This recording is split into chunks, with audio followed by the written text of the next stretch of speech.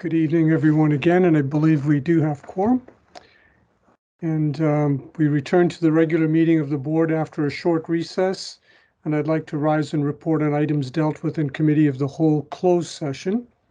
These items pertain to personnel issues for principal and vice principal transfers and appointments. Item 4, the national anthem, acknowledgement of traditional lands. If we could please rise for our acknowledgement and national anthem, and please turn off your cameras while this occurs. We would like to acknowledge that we are here today on the traditional territory of the Mississaugas of the Credit First Nation. Nous tenons à reconnaître que nous sommes sur le territoire traditionnel des Mississaugas de la Première Nation de Credit. Oh, Canada.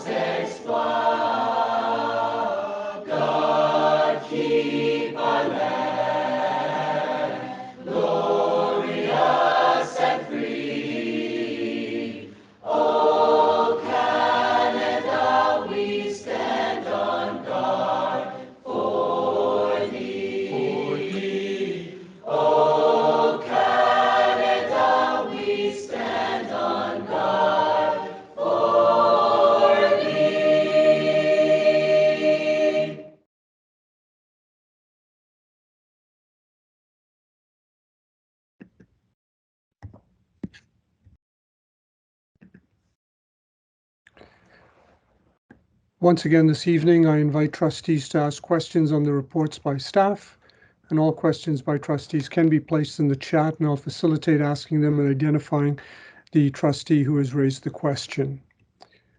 Item number 5, the approval of the agenda. There is an addendum to item 8.1, and there is an attachment for 17.2D. And with those two amendments, I approve the agenda for this evening. I have no conflict to declare. Item 7, celebrating board activities, the Excellence in Eloquence winners 21-22. We're privileged to have so many talented students in the Peel District School Board, and many participate in the Excellence in Eloquence experience. I will now turn it over to Director Swaroop to have a little introduction. Thank you, Supervisor Rodriguez, and good evening, everyone. It is a pleasure to have the winners of this year's Excellence in Eloquence speaking competition with us today to share their speeches. This year marked 20 years of this board-wide competition that was started by 3 committed grade 8 teachers, Darwin Chen, Michael Dias, and Darcy Windover, as a purposeful addition to the oral communication section of the curriculum. So thank you to them for their commitment. And supported by a group of dedicated committee members, the competition saw around 100 schools participating this year, with speeches addressing such diverse and important topics like body image, the environment, racism, and the conflict in Ukraine. Sponsors for the Excellence in Eloquence include the Dale Carnegie Institute, the Rotary Club, and Toastmasters International. The junior division winner for this year is Sidi Mohal from Southfield Village Public School, and the intermediate division winner for this year is Krishiv Thakuria from Dolphin Senior Public School. Congratulations to both of you, and I'll now ask Sidi to share the winning speech on the topic of social media. Thank you so much. All right, I just wanted to verify if you can hear. We can hear you just a little. If you could turn up the volume. Yeah, sure. 1 moment.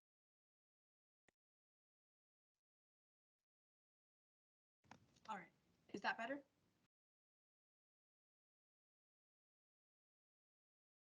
Yeah, thanks. That's a little better. Social media. What comes to your mind when I say social media? Is it a news channel, celebrities, or an app? To me, it's deception. Social media is like quicksand. You start to sink in slowly and slowly, eventually becoming addicted and trapped. Good evening, board trustees, members, and Mrs. Swaroop. My name is Siddharth Mohal. With over 4.62 billion users worldwide, social media is a popular source of connection, information, and education. You may be aware of popular apps used on social media, like Snapchat or Instagram. But have you realized how social media affects your everyday life? The average cell phone user touches their phone more than 2,500 times a day.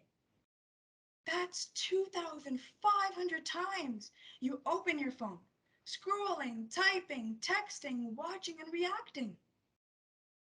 Many of us are unaware of how much we use social media and how much time it takes out of our days. Here's why. When you open social media, a chemical in your brain called dopamine is released, linked to the feeling of pleasure and enjoyment. I cannot live without my phone. I'm constantly texting a friend, watching a movie, or listening to music. With this constant loop of these short-term dopamine levels, your sleep is also highly impacted. Generation Z has an average of 6.5 hours of sleep per night, and the necessary sleep amount for one night is 9 hours.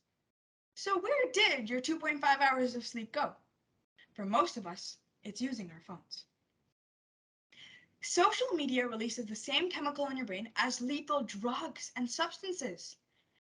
As some addicts face substance dependencies, some of you may face a social media dependency. You get that same pleasure from these drugs and substances from your phone. With all of these feelings of pleasure and enjoyment, social media is also the leading cause of popular stressors amongst young adults and teens. High social media usage is linked to anxiety, depression, body image dysmorphia, cyberbullying, and low sleep quality. But the scary thing is that everybody uses social media. I use it, you use it, we all use social media. But social media is a place of all of this negativity and hatred. In the last 25 years, anxiety amongst young adults and teens increased by 70%. The Canadian Mental Health Association reported that grades 7 to 12 students who spend more than 2 hours a day on their phones reported higher rates of depression and anxiety. Social media creates these stressors, and when we repeatedly face them, they begin to evolve into effect. If you have seen any popular cartoon before, you may know of the snowball effect. When a small snowball is at the top of a mountain and it goes down and it gets bigger and bigger and bigger and bigger. You might feel hurt reading one hurtful comment on a post, but this one comment can lead to serious mental health issues.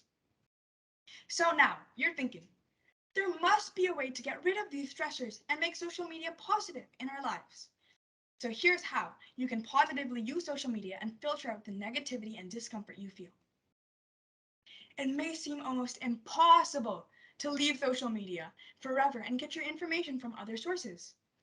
But the scary thing is that everybody uses social media. I use it, you use it, we all use social media. But social media is a place of fear and negativity and hatred. So, to make social media a positive space, firstly, focus on the content you watch. Whether if it's a celebrity, a friend, or a niche on TikTok, focus on how you feel after watching this content and if it's healthy for you. If it's not, focus on how you can filter out the negativity and remove the source. That could be unfollowing a friend, blocking a user, or deleting an app. Next, model good behavior. Just like for the younger kids on the playground, treat others with respect and others will follow. The sad reality of today's world is that social media has become a part of our lives forever.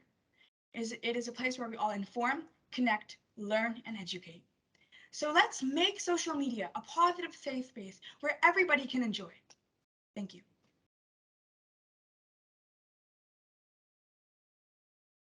That was so beautifully said, and real life lessons for all social media users. And we will reflect on that, Siddhi. Thank you so much. I will now ask Krishiv to share the winning speech on the topic of non-conformity.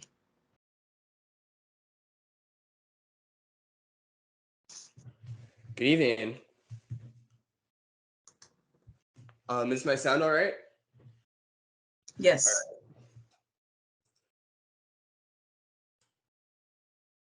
right. Okay.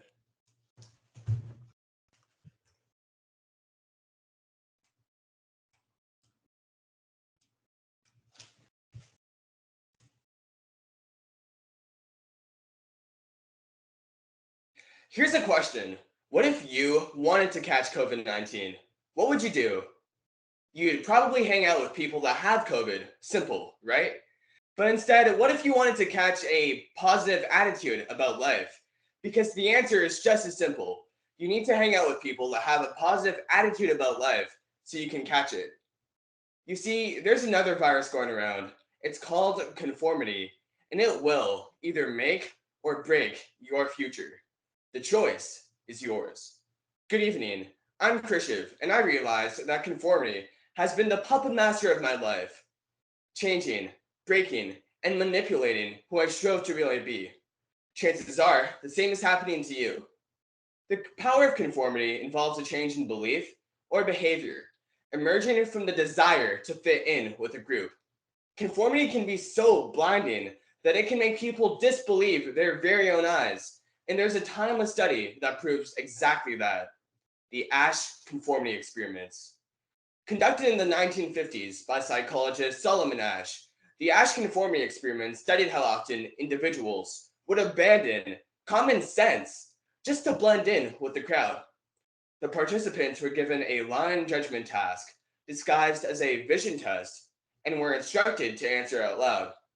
On one side of the board, in front of these participants, was a single line, and on the other side were 3 lines labeled A, B, and C. The task here was to find the line from those 3 options with the same length as the single isolated line. The first trial began, and the subjects gave their judgments for the first line shown. Everyone got it right. Same with the second trial. But on trial number 3, something strange happened. Like always, the matching lines were as clear as day. The answer was A, but maybe it wasn't as evident to the subjects. B, answered everyone. Every single subject ended up answering with the unmistakable wrong answer of B to a simple line matching game. But why?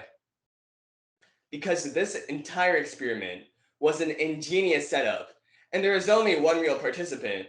The others? They were actors instructed to answer with B. The real participant was strategically placed to always answer last. So after hearing everyone else answer with B, he did the same. He conformed to the group, mistrusting and disregarding his own eyes. In life, you're going to be just like that guy, except instead of choosing lines, you'll be choosing whether or not to cross the line or cross out your own beliefs just to fit in. For example, conformity is part of the reason why 60% of Canada's illicit drug users are only between the ages of 16 and 24. Conformity turns bad choices into just choices, because when you have your friends as partners in crime, your responsibility for your actions seems to perish like the mist. But maybe, just maybe, conformity is a blessing in disguise, because it doesn't have to be a bad thing. It's all up to you and the people you choose to be around. Start with your friends. Do you think your friends are good people? Because if you can't answer that immediately, there's an issue. Letting go of people is hard, but sometimes a finger must be cut to save the hand. And this hand is holding your future.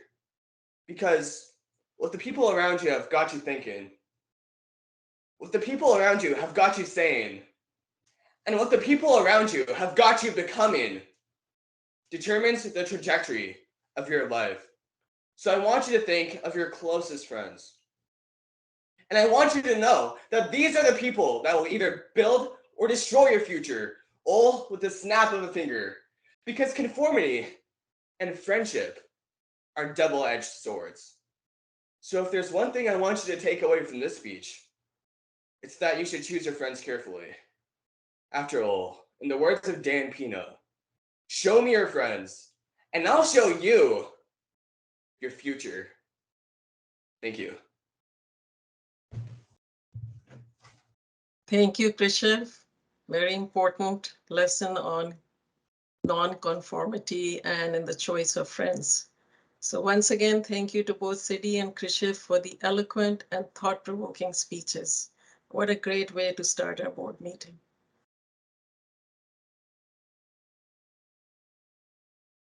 Pass it back to Supervisor Rodriguez. Thank you, Director Swaroop. Again, simply excellent. And I'm sure you hopefully can hear the applause that all of us are on camera providing, and great comments. Obviously, the trustees can't say enough in terms of being able to thank you as well. Excellent, well done work. Moving on to item 7.2, recognition of service of the 2021-2022 student trustees, Deepanita Sen and Selena Zhao. If you could please join us in a moment of recognition for our outgoing student trustees, Deepanita Sen and Selena Zhao. Over this past year, you have both served honorably and brought thoughtful contributions to our work on behalf of students. Thank you for bringing your talents and perspectives to the board during this time of transformation within the Peel District School Board. You have lots to be proud of, and I think I speak on behalf of everyone here when I say we look forward to seeing you continue to use your voices to make positive change in the world around you. I'd also like to thank trustee mentors, Trustee Crocker and Trustee Sohi, for their guidance on your student leadership journey. I understand that there are gifts which have been prepared and will be sent to you in the coming week. Thank you again to both of you for your exemplary volunteerism and for all of the effort I am sure you're putting into setting the incoming student trustees up for success. We wish you all the best in your future endeavors. And once again, if you could hear us, we would certainly be applauding all of your work and efforts. So thank you.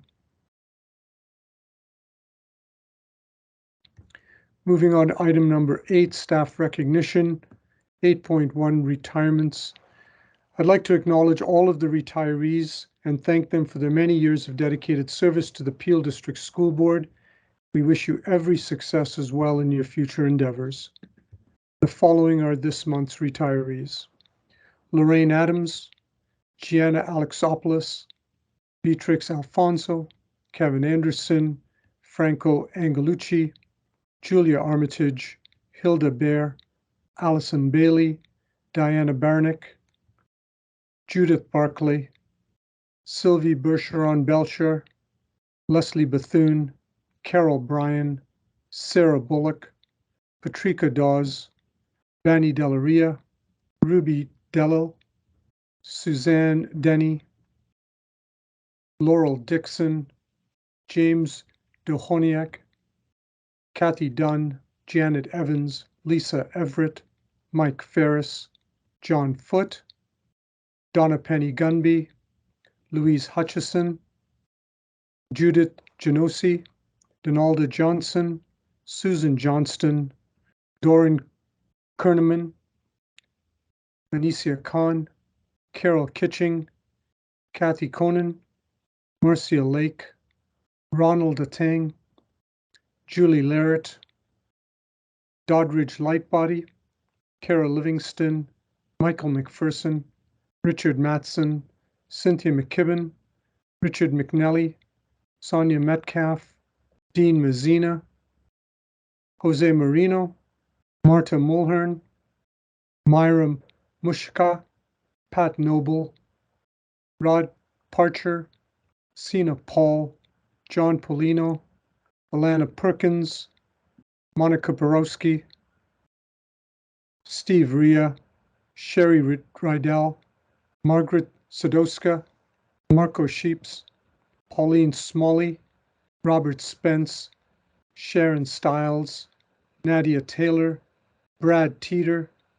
Lorraine Thibault, Kevin Vale, Suzanne Woleszek, Tyrone Watts, Pat Weaver, Diane Whitehouse, Ed Wong, and Kim Alderman. Again, thanks to all of you for your many years of dedicated service.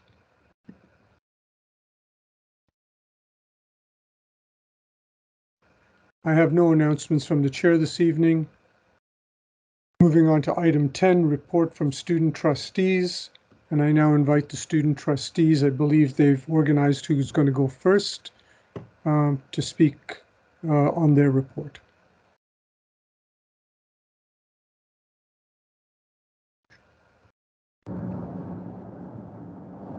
Hi. Okay, hello. Can everyone hear me okay? We can hear you. Yes, student trustee Zhang. Okay, perfect. Quick note, I am on the car right now, so if the audio is a little bad, I apologize for that. So I'll be going first, and then Trustee Sen will be going second. So firstly, this is going to be my final introduction of the school year.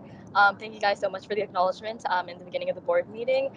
It's a really bittersweet day today because it is my last introduction and my last board meeting, as well as my last oral report here. So here we go.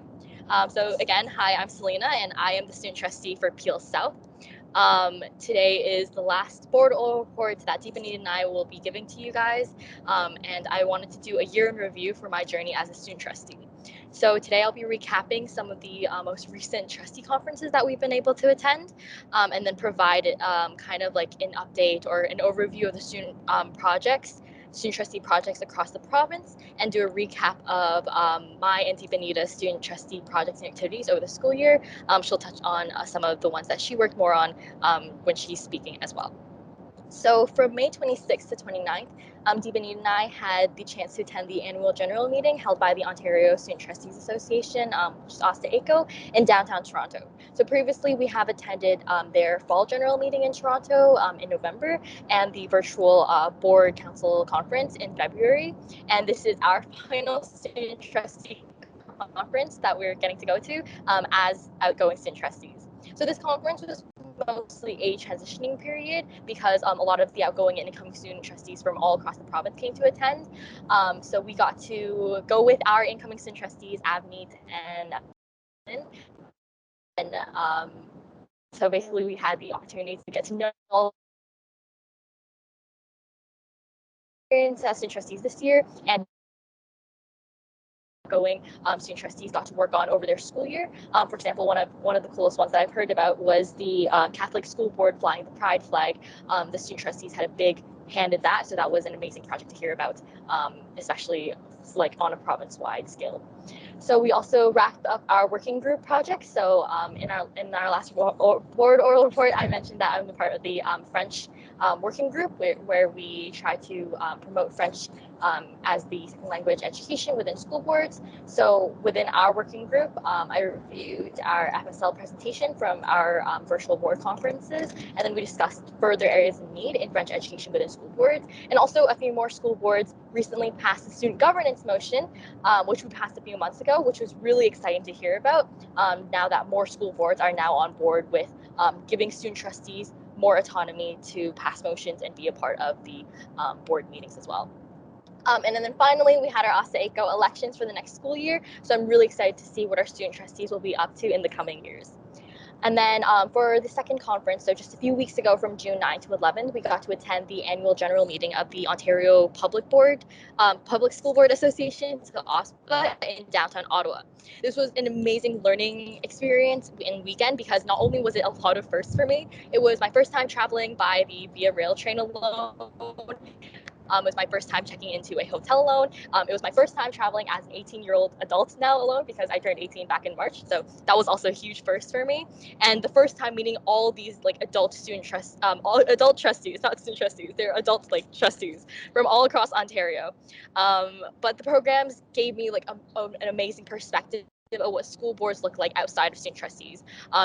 And outside of our board meetings, especially since Deepanita and I unfortunately do not get the chance to go to any in-person board meetings. So it's really cool seeing all of these like trustees in one place talking about the education system, talking about the differences between the boards. It was really amazing to be a part of. A highlight was getting to hear party representatives talk about the recent election and hearing about why education didn't or didn't have much role in it. And we even got to ask a lot of questions directly to these representatives about how party politics affects students. One of the questions that I really wanted to know was why, like, even though public education has been such a huge topic in the last few years, it wasn't as present in the platforms as I, like, as a student might have expected.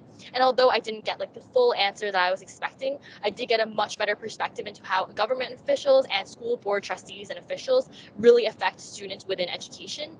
It was a really eye-opening experience and made me hope that students are given more consideration and an even larger voice, whether that's students through the student trustees or just directly as students in general, so then have more autonomy for our education. And also a special shout out to Donna, Trustee Green, and Trustee Locker for being so amazing and helpful and making sure that we had a really great conference experience. Okay, now on to a recap of the student trustee projects that I'm really proud to have worked on this year. So firstly, back in November, you guys might have remembered that we had a lot of student walkouts regarding sexual assault awareness in the board. And then consent culture was a committee that was created by the school board in response to this call for help by the students. So Deepanita and my role in consent culture as student trustees was to make sure that students were represented at every single meeting, at every single level that the consent culture was creating different resources, or whether it was them creating the consent culture website, which I'll talk a bit more about. Also, I'm really sorry for the lighting. I'm on the car again, so the sun keeps flashing in and out. And then we got to go to all these meetings and meet with the adults who were working on the committee, as well as some of the people who are working on like poster campaigns for sexual assault awareness, and we made sure that there was like at least us as a student voice there. And then we also got to hear like students from the actual schools themselves that walked out, and to encourage them to speak about their experience, to make sure that consent culture is working towards the right direction in order to help students have more resources. So we literally like poured over like questions from the FAQ, what we think that students might have wanted to hear regarding reporting details. We helped look through the online reporting forum to make sure that these are the questions that students are actually interested or actually needed to be asked when students want to report a sexual assault experience through the board website. And we also recently, Stephen and I got to meet with some of the consent culture committee people at the central board office to film a video that I believe they're presenting in Saskatchewan, which I think is pretty exciting for other school boards to also make sure that sexual assault and sexual violence like awareness resources are at a forefront for school boards, so that students have those resources to work on. And then the second major thing that we worked on was the student governance motion. Deepanita will talk a little more about this, but this is basically the motion that us and the student trustees from all across the province really wanted to pass, because we want to make sure that students are able to have that autonomy of passing motions without going through an adult supervisor through the board first, or through an adult trustee, so then students can feel like they actually have a voice through their student trustees rather than having it to be filtered through adults. Again, this was not an issue at our board, but especially because we've seen a lot more school boards and student trustees pass that motion after like us, one of the biggest school boards, passed it, and a few other like of the big school boards passed it. I think it's really important because some of the other student trustees don't have the same autonomy or the same support from their adult trustees as we do.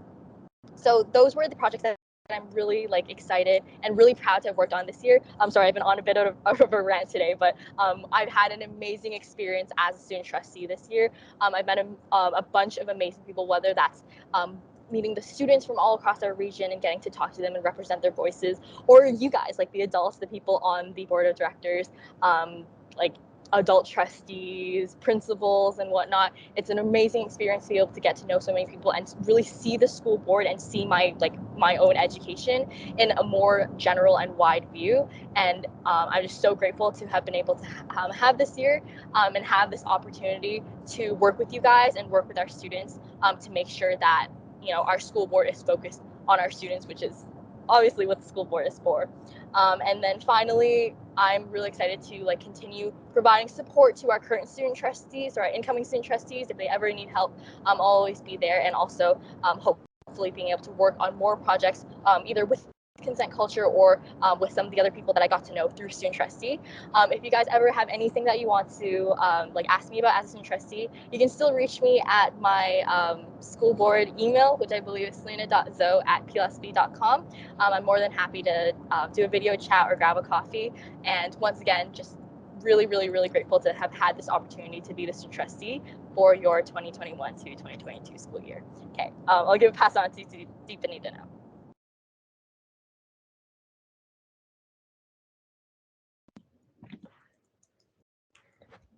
Okay, so hello everyone. First of all, thank you so much, Selena, for giving the first oral report. So basically, I'll be talking about pretty much the same things, but from my perspective. And so going over the two conferences that we've had the pleasure of attending in the last 2 weeks, and also just kind of summarizing my term as a student trustee. So I'll start off with my report by also talking about OSTA-ACO's AGM. So for like anyone who doesn't know what that is, OSTA-ACO is the Ontario Student Trustee Association, which both Selena and I are members of. So each year they hold three conferences, the first one being FGM in Toronto, the second one being the Board Council conferences, which happened online this year, and the annual general meeting or AGM that took place in Toronto from May 26th to May 29th. And so these conferences are kind of where we get to come together and share everything that we've done, teach each other our best practices, and just learn more through conversations and workshops and presentations. So I think AGM especially was just about coming together to celebrate our accomplishments as an organization this year, and really just reflecting on everything that we've done and setting goals for the upcoming year, as well as Selena mentioned, electing our executive council for next year, which was very, very exciting. And so I think one of the most important projects discussed at AGM, which was released by OSTA-ACO back in May, was a document called the Student Blueprint that basically compiled the recommendations from the past 4 OSTA-ACO publications, and is basically a student-centered cohesive plan for the future of education in Ontario. So the recommendations and calls to action in this document fell under 5 sections, which were equity, governance, student well-being, system modernization, and funding. And by releasing this document, we really hope that the provincial government and school boards like ours would implement these recommendations and continue to seek students' perspectives in decision making. So that was just one of the amazing projects that OSTA worked on this year. At AGM, we also gave kind of just our updates on our working groups, which were groups within the organization focusing on different initiatives and pillars of OSTA.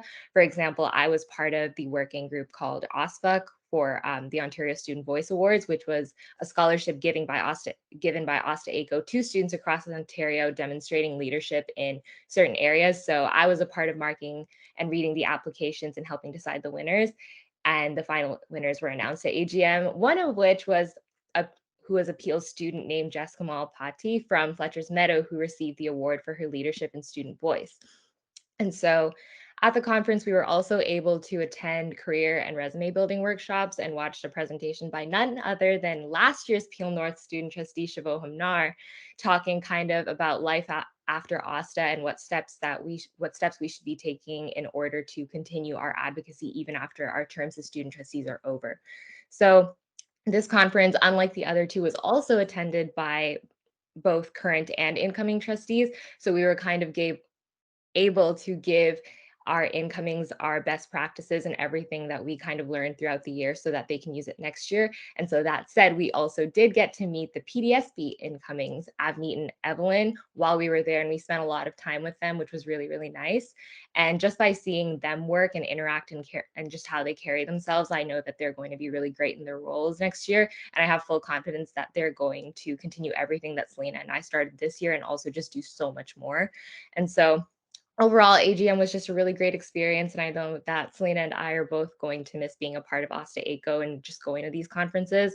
And it was also just a really good opportunity to say goodbye to all the student trustees that we worked with and became friends with over this year.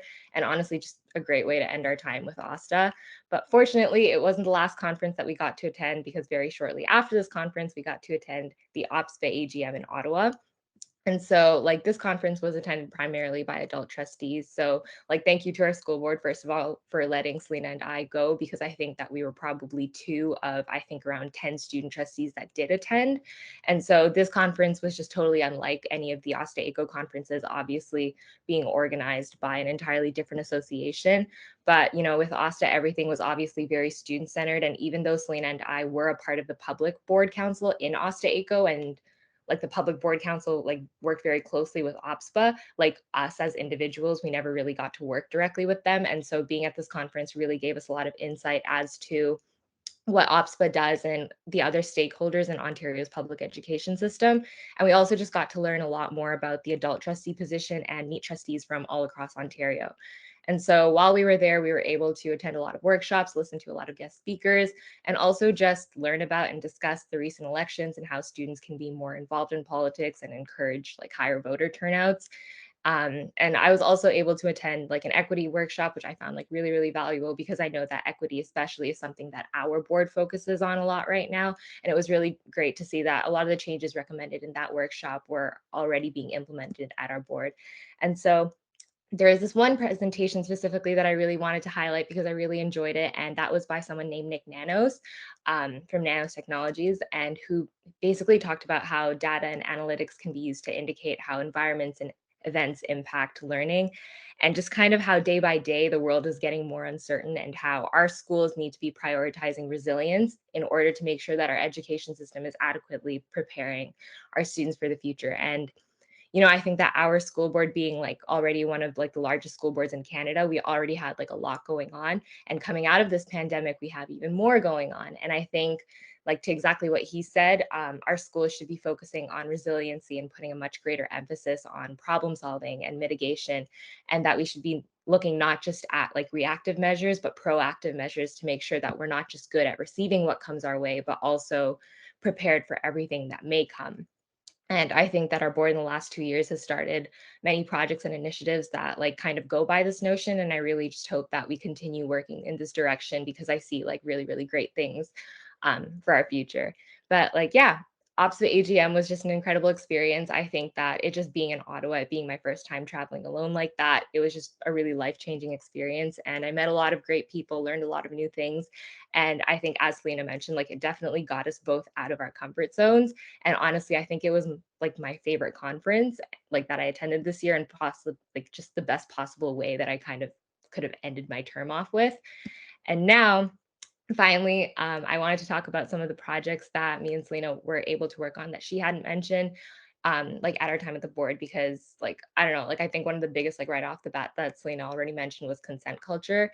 And like, which was like, you could have called it a movement or a project, but like it brought light to such an important issue that had been kind of unnoticed for so long. So I was really glad to see that come about, especially just because of the fact that it was brought about by student walkouts. So it was something that was kind of driven by student passion and students advocacy. And so that was really, really inspiring to see how many students cared about this and how many students were willing kind of to fight for this issue to be brought to light. And so something that came from that was the student voice meetings, which was a project that like we started this year, which were basically just like meetings that were meant to provide students with an opportunity to raise their concerns and ask questions related to the board, like the school board, and just like anything education related, like, and talk directly to like staff members at the board. So this year we were only able to have one, and it was on the topic of consent culture just because of timing and things like that. We do hope that next year's student trustee will be able to carry this on kind of as a more regular thing, because I think that it's very important for students to have that kind of connection to the board. And so like other things that we worked on, like especially that I did, was that like I was able to work with the media a lot this year. Well, not a lot, but definitely more than I would have if I wasn't a student trustee. And so that gave me a lot of valuable experience. Like I worked with the Globe and Mail and the Brampton Guardian this year. And another big thing that I did was work with the CBC to organize a student panel on anti-racism at the Peel board. And so that was really cool. And also just again, really inspiring to see other students come forward and talk about their experience and how they believe that change should be seen at the board. And so like just another thing was like me and Selena were able to interact with a lot of student groups, whether it be like the equity committee or the PSPC, which is the Peel Students President's Council.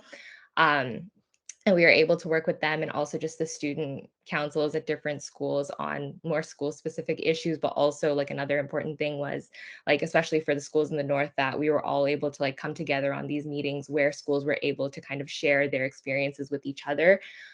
So that was also really cool. Like, I don't know, I'm just like really proud of everything that like Selena and I've like been able to work on this year. Like it was like really, really great and really, really humbling. And I don't know, I'm just like super grateful to have had like all of this year. And so like, I guess thank you to everyone I met this year. Like just I'm really have been like really happy to have been part of like such a very like formative year alongside so many people. And I'm really sad to be leaving, but also just like really grateful for my time here, for all I've learned and for all the people I've met. Just like wanted to give a special shout out to Donna, who was basically the first person that Selena and I ever talked to at the board. She's done a lot for us this year, so thank you. Catherine for picking up every single call, because I called her a lot, especially for helping us with the student governance motion. Sue, I don't think she's here right now, but she was also super helpful. Jennifer, Terrell, Valerie, Katie, Jana, and just everyone for everything. And also especially like Trustee Sohi, because she answered all my questions throughout the year. I don't know, now I'm also rambling, so I think I'm going to end it there. And I think, because I think that's all I have, but just again, thank you all for everything. I wouldn't have traded this experience for anything in the entire world. Yeah.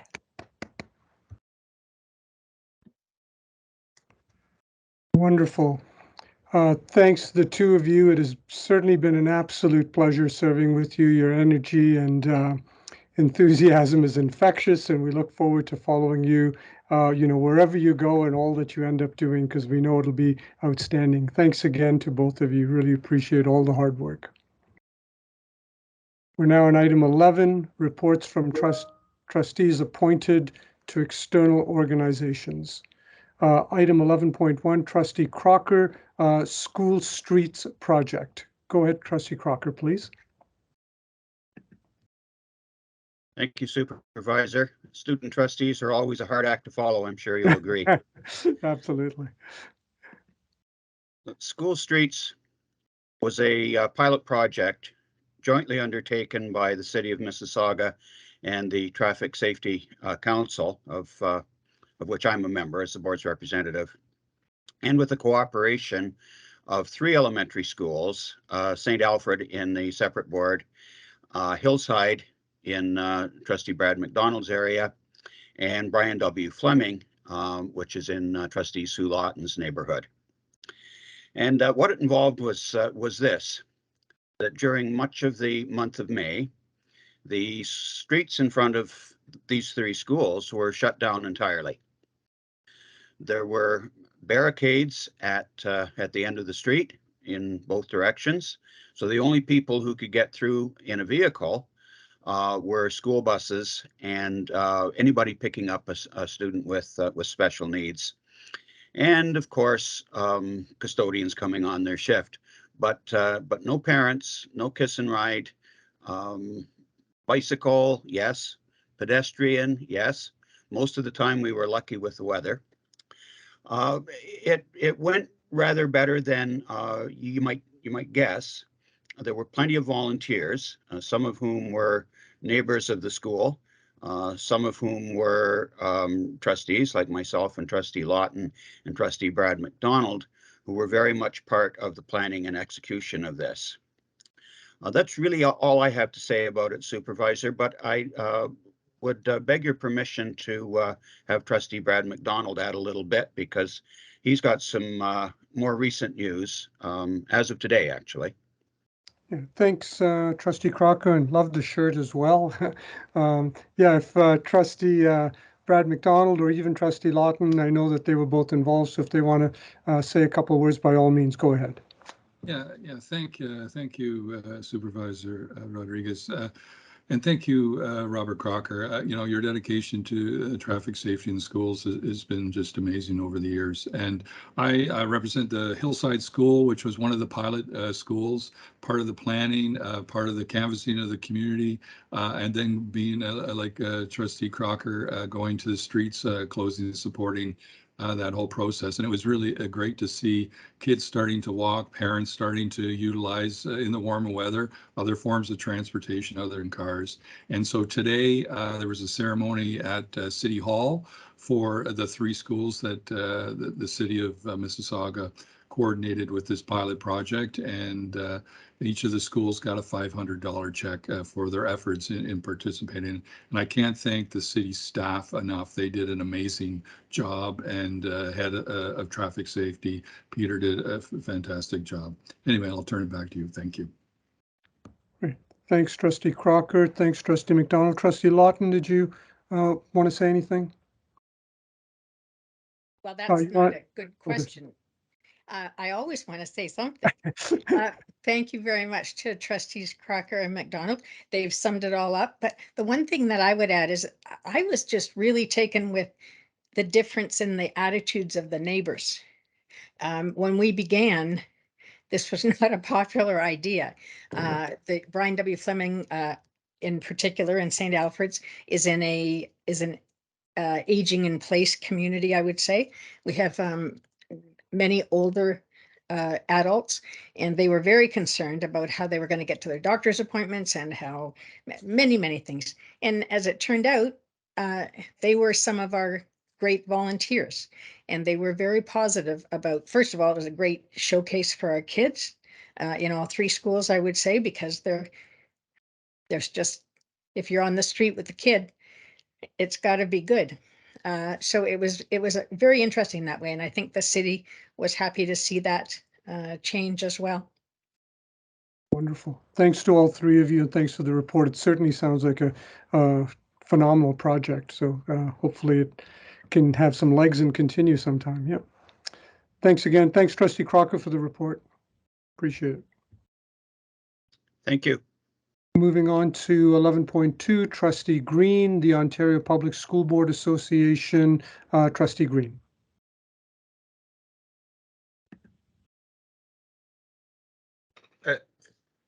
Thank you, Supervisor Rodriguez.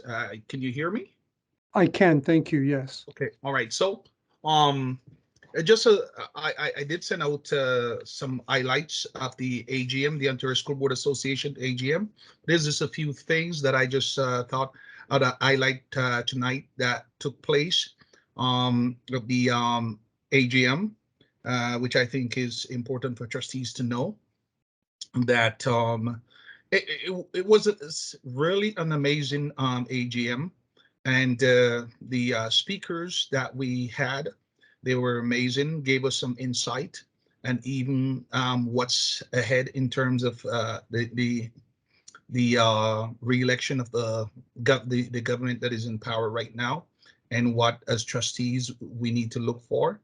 They encourage us to work with the government and make sure that when we work with them, we not just talk about issues, but that we have a solution to share with them. They do want to work with the community and school board. That's what we were encouraged to do. A couple other things that I won't go over because some of the students trustees have gone over some of the highlights. The other thing is that what took place also during the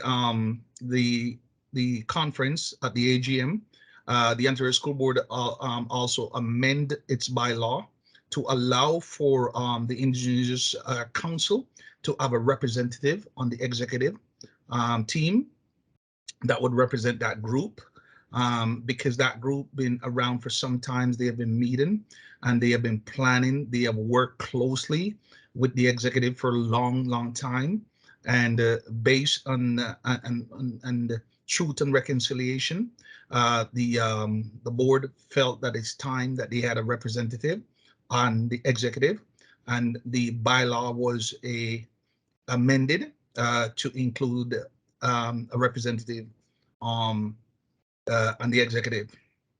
The other piece is that was also passed is that over the last few months, the Ontario School Board has been looking on the diversity and the makeup of trustees that sits across the table, and look at the diversity, and have brought in the Turner Association to do what we call an equity audit of the organization, and and through that audit, there was some over 28 recommendation that was made, and based out of that recommendation, it also was approved that the Ontario School Board will allow the trustees that are identify as Black trustees to form a trustee council, and that trustee council now will they will have inauguration for that for the council, and that council can start meeting, having discussion, and also can bring forward what we call position paper to the executive, where the executive then will have wholesome discussion and also bring forward to the general board.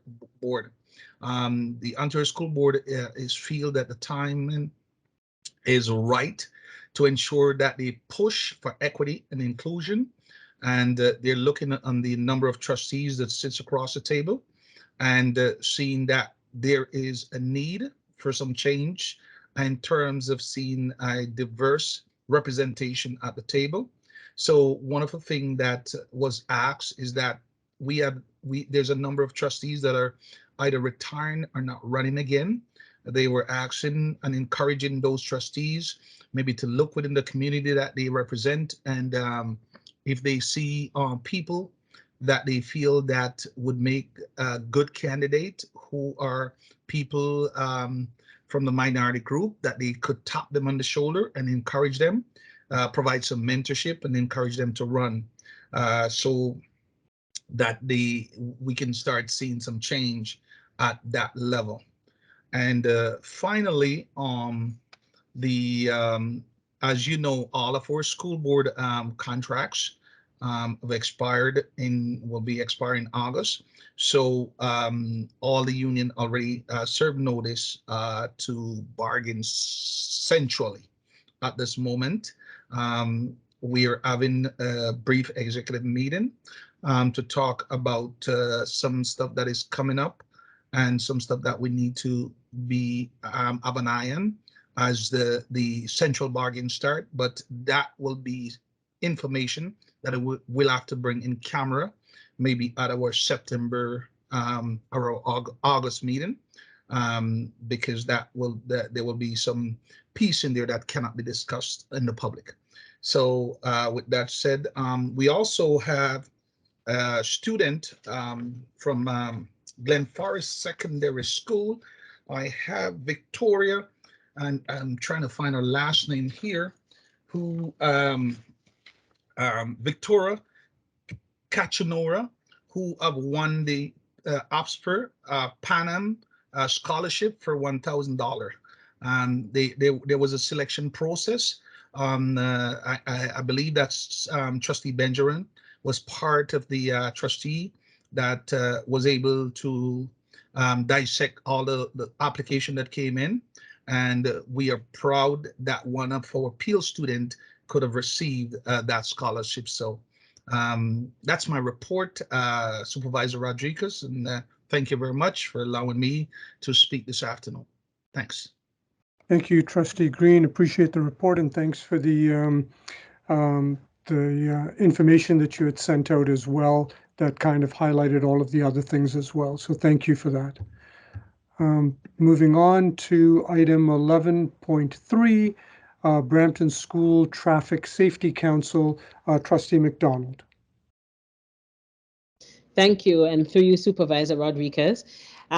So for the Brampton School Traffic Safety Council, this committee typically meets once a month. We only had one in-person meeting 2 months ago, and then we were back to virtual meetings due to some technical issues. And the most important thing to note is that our site inspections were lower than normal due to the pandemic and school closures. And this committee is responsible for doing site inspections around the school site. So we look at any issues regarding traffic safety around schools. So that's my report for 11.3 for the Brampton School Traffic Safety Council. Thank you, Trustee McDonald, and again, thanks for the detail that was sent out. Moving on to item 11.4, Trustee McDonald again, Peel Safe and Active Routes to Schools. Yeah. Thank you, and you, Supervisor Rodriguez. I'm really excited about the PSARTs, as that's the acronym we use for this committee. And one of the, I guess you could say, positive things that happened through COVID is that we found more people were actually using active transportation to get to school. And I think we're trying to build on that momentum. And I am so excited. The vision of this committee is a safe environment where the majority of Peel children and youth regularly use active and sustainable school transportation. And the acronym we use for that is ASST. To and from school, including travel by school bus and public transportation. And there has been a big shift. We are hoping going forward that the PDSB will promote more promote more within the schools, initiatives like Bike to School Week, Walk-in Wednesdays, and really get kids moving, because countless copious studies have shown the importance of physical activity for people's not only physical health, but mental health. And especially in this pandemic, that we learned how important it is to take care of our mental health. So that's the report before you, Supervisor Rodriguez. Thank you again, Trustee McDonald, for that. And finally, 11.5, Trustee McDonald, the Regional Council for Ontario Public School Board Association. Right, and again, you'd see I've provided a written report for that, but I just wanted to highlight a few things. So before, Trustee Green mentioned the Black Caucus, and I just wanted to actually announce that this on June the 24th at noon, we'll have the first inaugural OPSBA Black Trustee Caucus Council. And this actually, and it shows the importance of having these regional meetings, because this motion was actually moved by Trustee Sinclair, Elizabeth Sinclair, who was actually a PDSB superintendent, in her former career, and so she had put the motion on the floor, and it was really exciting to see this unfold. So again, it's you can read the report to get the full details, but basically for the regional meetings, you have groups of boards that are grouped, and we are called the Central West, and we focus on issues that are pertinent to our boards. So as you know, the Ontario Public School Board Association has many different school boards across Ontario. So we also are broken down into regions, and we exchange a lot of knowledge sharing. And, it's a great place to exchange information.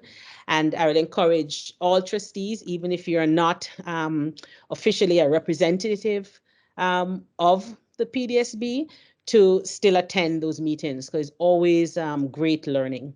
So that's my report for 11.5. Supervisor Rodriguez. Thank you, Trustee McDonald, for that as well.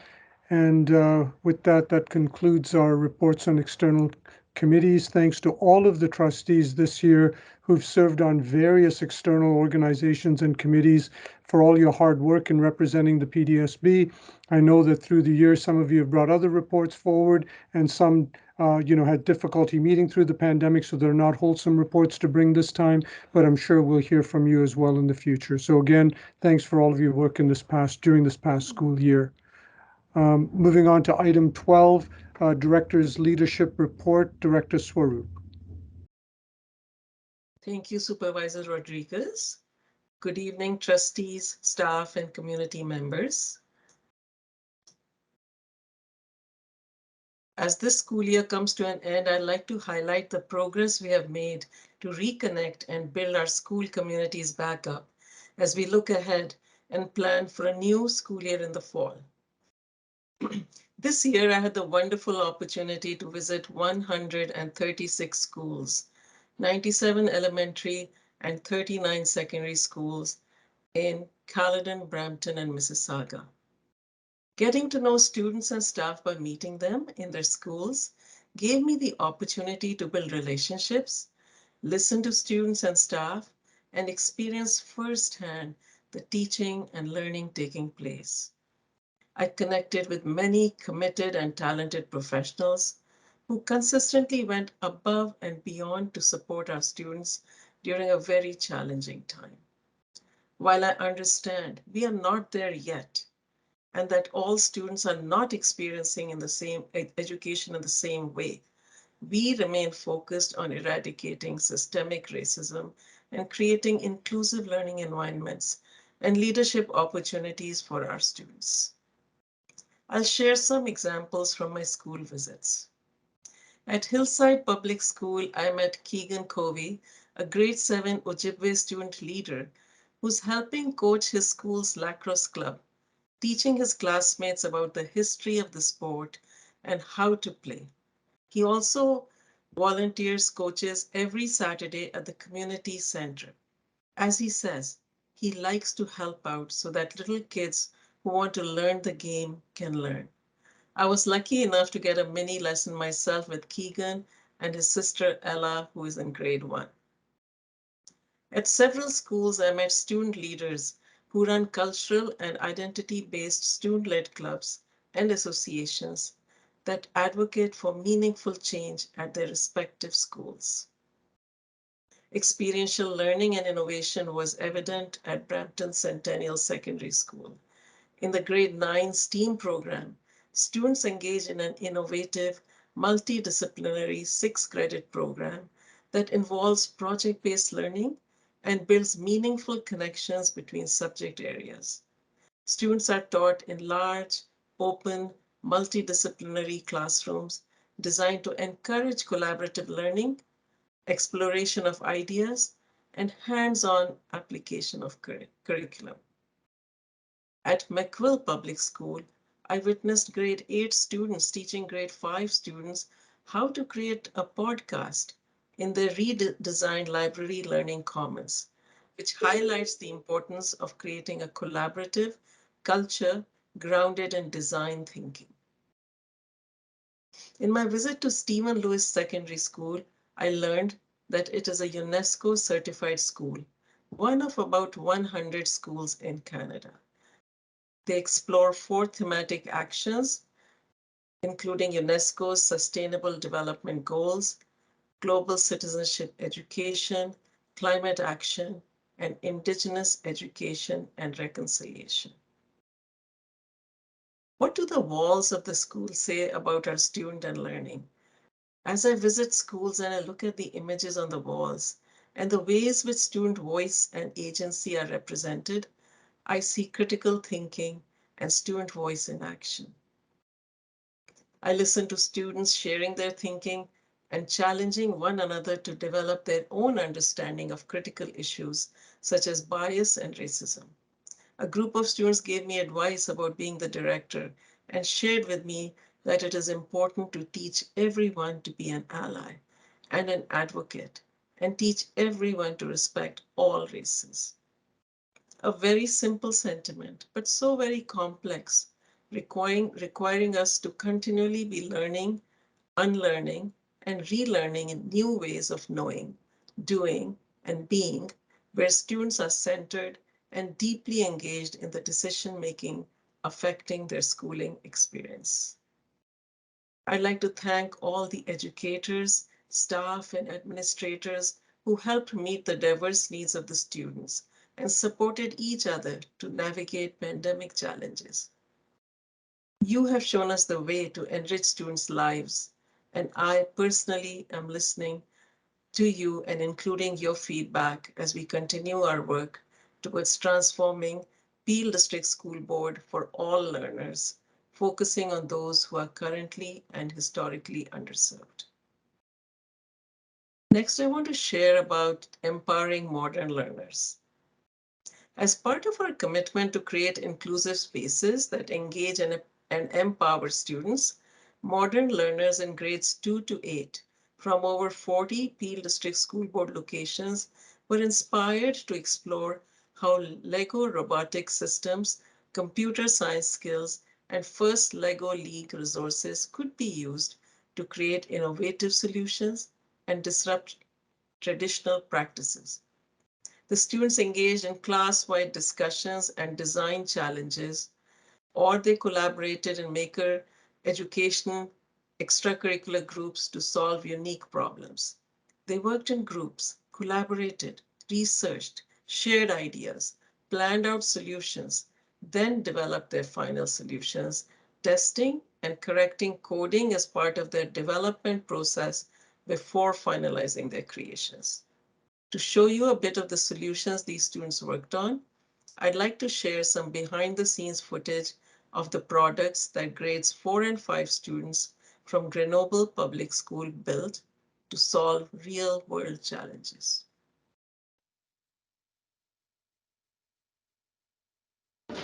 These are all the robots we made in the Grenoble STEAM team. Our team was made of grade 4 and 5 inventors. How might we make smart home gadgets? We got most of our ideas for our robots from videos Mrs. Sherman and websites online. This is a robot arm. The robot arm we made picks up things and goes left, right, up, and down and put them in containers like cups in the example. Also, the rubber grips will make it more sticky so it could not slip off. The robot you see on screen was made by Vance and Fawaz. It is a drawing robot. In this video, we programmed the robot to draw a straight line. Our robot is a robot that helps for people with disabilities. They can program the robot so that it drives around and can pick things up that they might have dropped. This is the robot we built to entertain people. We used it in Mindstorm to program everything to make it have fun. This is a robot that could help with carrying stuff, so you don't have to. This robot could be useful around the house, since the house is the biggest place, is gonna be the place where you're mostly gonna be at instead of school.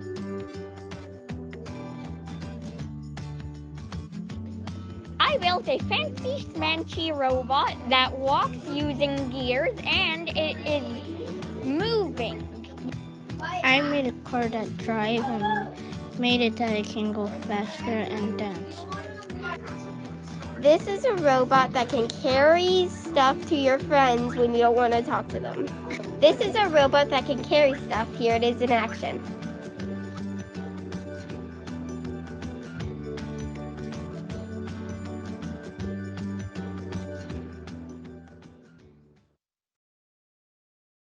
That was amazing. Such creativity and coding and rational thinking behind the scenes. June is Pride Month, and it is important to underscore that as we continue to celebrate Pride Month, the importance of intersectional education to achieve equity and justice, as it provides a deep understanding of the various layers of oppression that individuals may experience. As you may have seen, there have been many social media posts shared throughout the month highlighting the resources and activities educators and students engaged in to learn about issues the 2S LGBTQIA+ community face today, politically and socially, and to promote acceptance, allyship, and advocacy. We also produced a board-wide video conceived by the Employee Resource Group intended to uplift and support the community, and I will share that video with you now.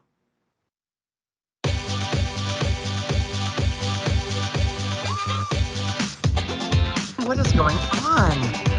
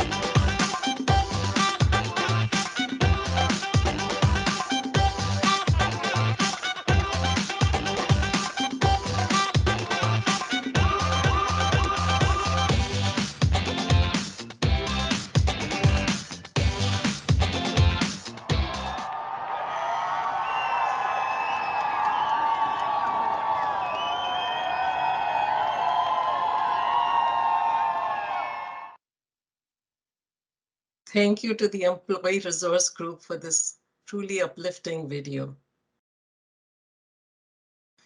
I want to speak about June 21st, yesterday. We marked National Indigenous Peoples Day, a day to honor, celebrate, and learn more about the cultures and histories of the First Nations, Inuit, and Métis people. In recognition of this important day, Peel District School Board students, staff, and educators shared the beauty of their cultures and their strong sense of pride in being Indigenous with a greater community, a spirit that demonstrates Indigenous resilience and speaks to the importance of building an environment of belonging and community. And here's a video that I will share with you.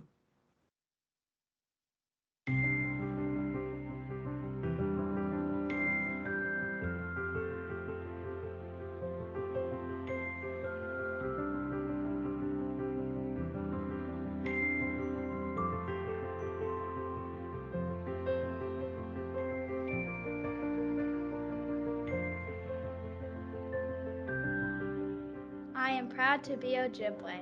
Proud to be Lenape and Turtle Clan. I'm proud to be Métis. Proud to be Ojibwe. I'm proud to be Métis. I'm proud to be Métis and Anishinaabe. Proud to be Anishinaabe. Proud to be Mohawk. I am proud to be Anishinaabe. I'm proud to be Ojibwe. I am Algonquin Anishinaabe. I am proud to be Cree. I'm proud to be Wanapate First Nation. I am Anishinaabe and proud. Proud to be Turtle Clan. Proud to be Ojibwe. I'm proud to be Afro-Indigenous. Proud to be Ojibwe. I'm proud to be Cree. Proud to be Métis. Proud to be Oneida. Fier d'être métis. I'm proud to be Oneida. I'm proud to be Indigenous. Proud to be Indigenous. Proud to be Indigenous. I'm Proud to be Indigenous. Proud to be Indigenous.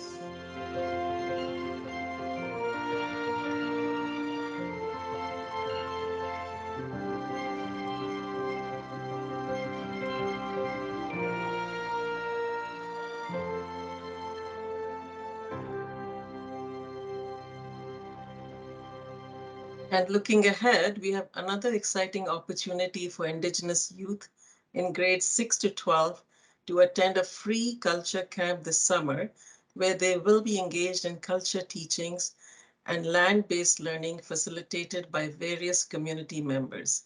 The camp will run from GW Finlayson Field Center. And now about the ministry directives. Student voice and experience serve as the indicators towards meaningful and transformative change as they ensure our actions are having the intended impact and outcome. We are listening, reevaluating, and aligning our collective efforts to ensure the roadmap that was established in the ministry directives remains the foundation and focus of our work to ensure a clear alignment with school and board equity improvement planning. This evening, there will be several updates shared on the directives and our work to create the conditions to ensure that all students experience academic success, a sense of belonging, and to redress the hurt and harm experienced by racialized students with a particular focus on the Black and Indigenous communities. This necessary work goes beyond the ministry directives and involves reimagining the education system to serve all students. And part of this includes the launch of our first in-person learning opportunity for the Agents for Social Change program, which has been running online for the past 2 years. Students in grades 3 to 10 learn about the history and present-day cultures of Africa and the African diaspora to become agents for social change, with preferential registration for students who self-identify as Black, African, or Afro-Caribbean. We could not be more excited as we continue to create conditions for students to see themselves reflected in their learning throughout the 22-23 school year and beyond. And finally, I would like to congratulate all the graduates across Peel District School Board. You have persevered through so much uncertainty these last 2 years amid a global pandemic, And now it's time to celebrate your accomplishments and the memories you've made throughout your school years. We are so very proud of each of you and hope you continue to be critical in your thinking as you move on to realize your dreams. Congratulations to all 2022 graduates.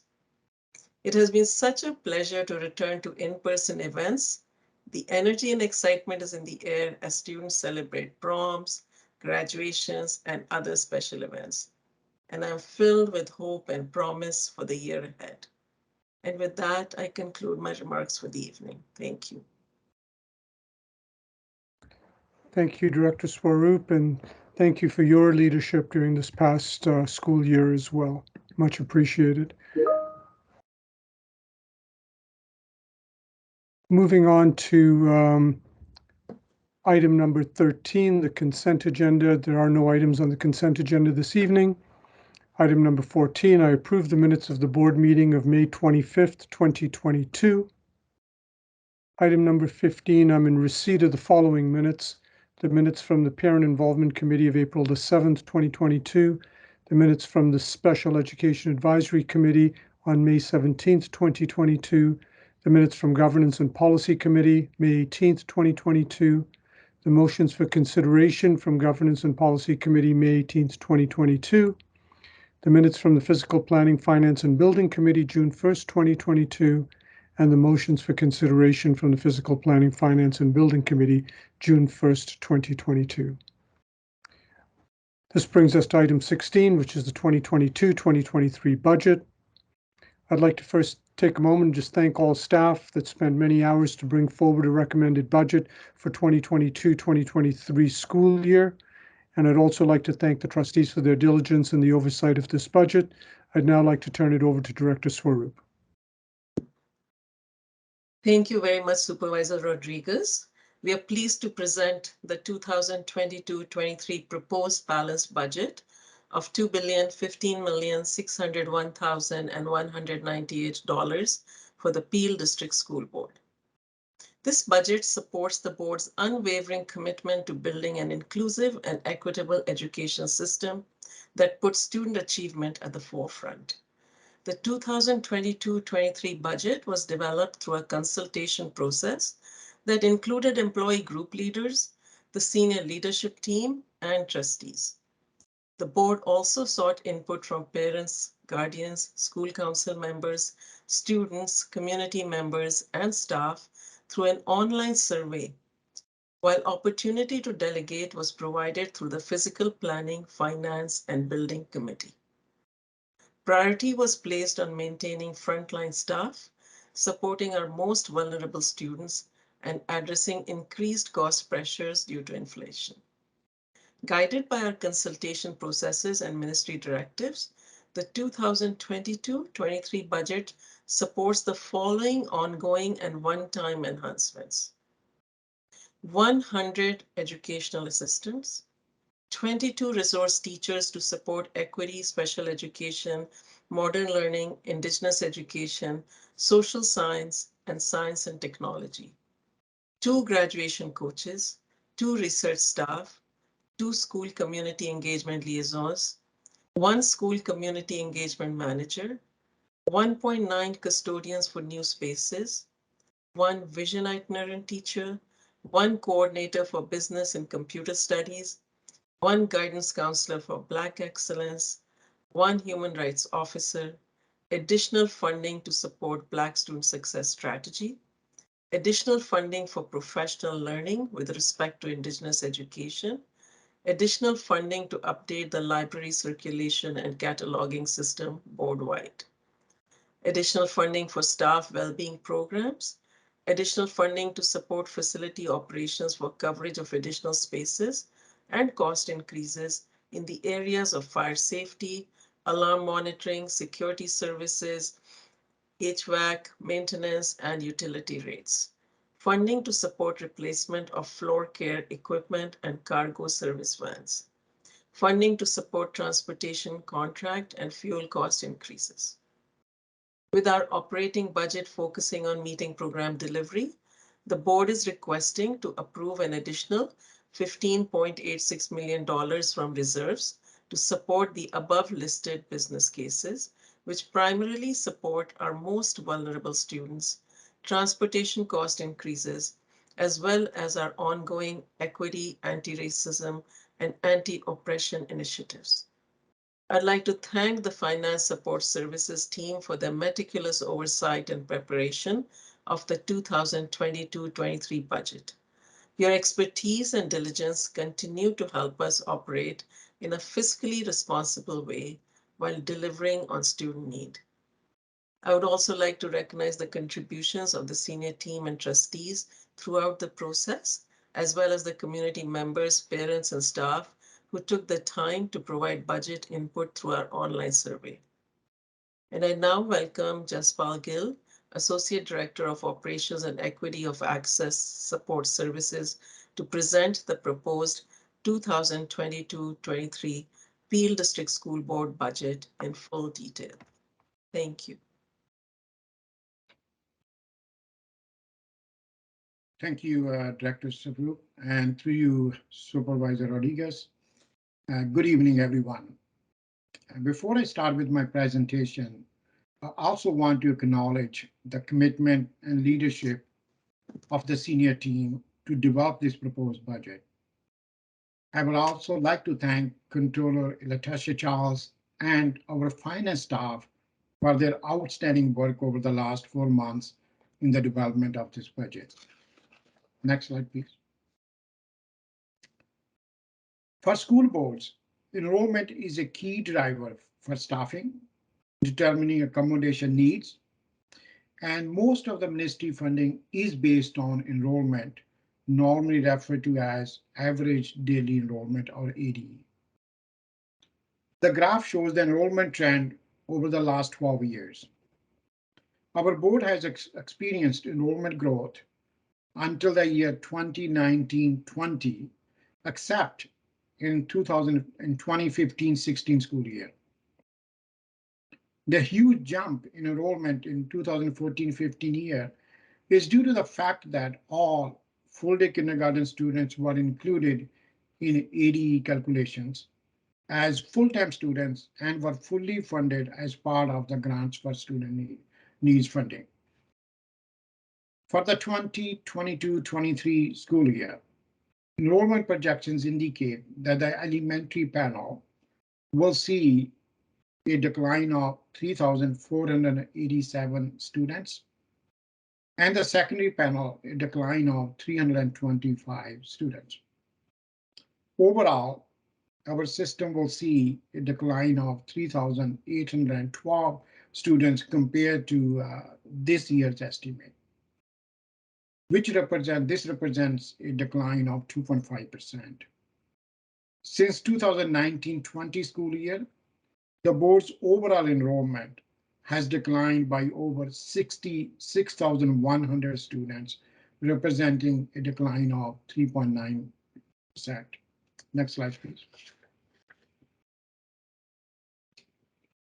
So each year, normally in the spring, the ministry announces the grants for student needs for the following school year.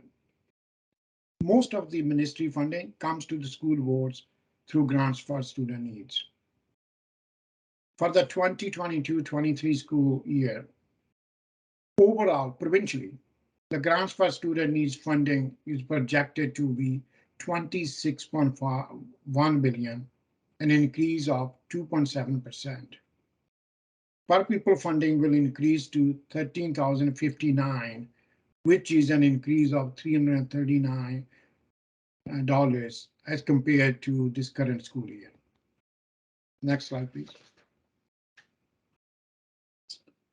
So as part of the grants for student needs announcement, the ministry introduces changes to the funding it provides to school boards.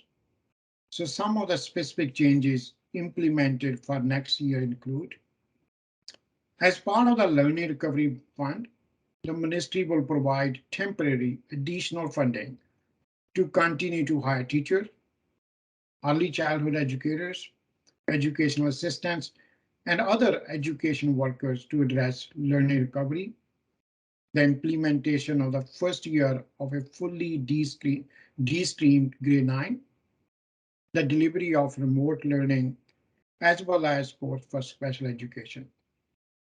Our share of this funding is approximately 20.5 million.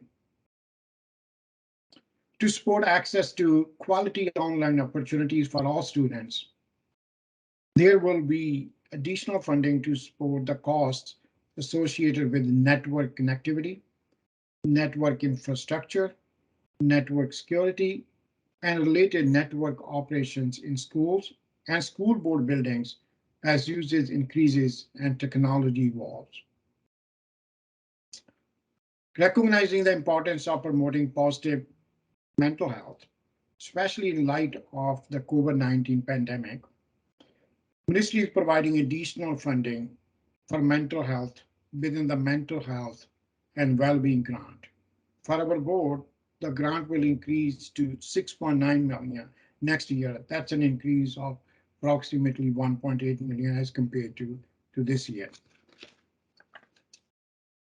Ministry will continue to provide student support funds for additional staffing to support the local learning needs of students.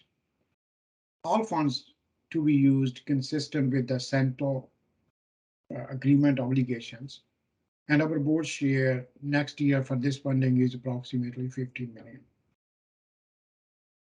Due to the extraordinary and temporary decline in recent immigrant enrollment as a result of COVID-19 pandemic, the ministry will continue to provide mitigation funding to supplement the recent immigrant component of the English as a second language or English literacy development allocation. Our board's allocation is approximately 7.2 million as part of this funding. Next slide, please. As per the recently negotiated terms and conditions of employment, salary benchmark for principal and vice principal will be increased by 1%. In addition, benefit funding adjustment will also made to reflect the central labor agreements with various employee groups. Also, the salary benchmark for principals, vice principals, and school office sports staff will be unified for the elementary and secondary panels as compared to different benchmarks for the current school year. Ministry will also provide additional funding to the special equipment amount allocation to support more assistive technology for students with special needs. Per pupil amount will increase to $39.461.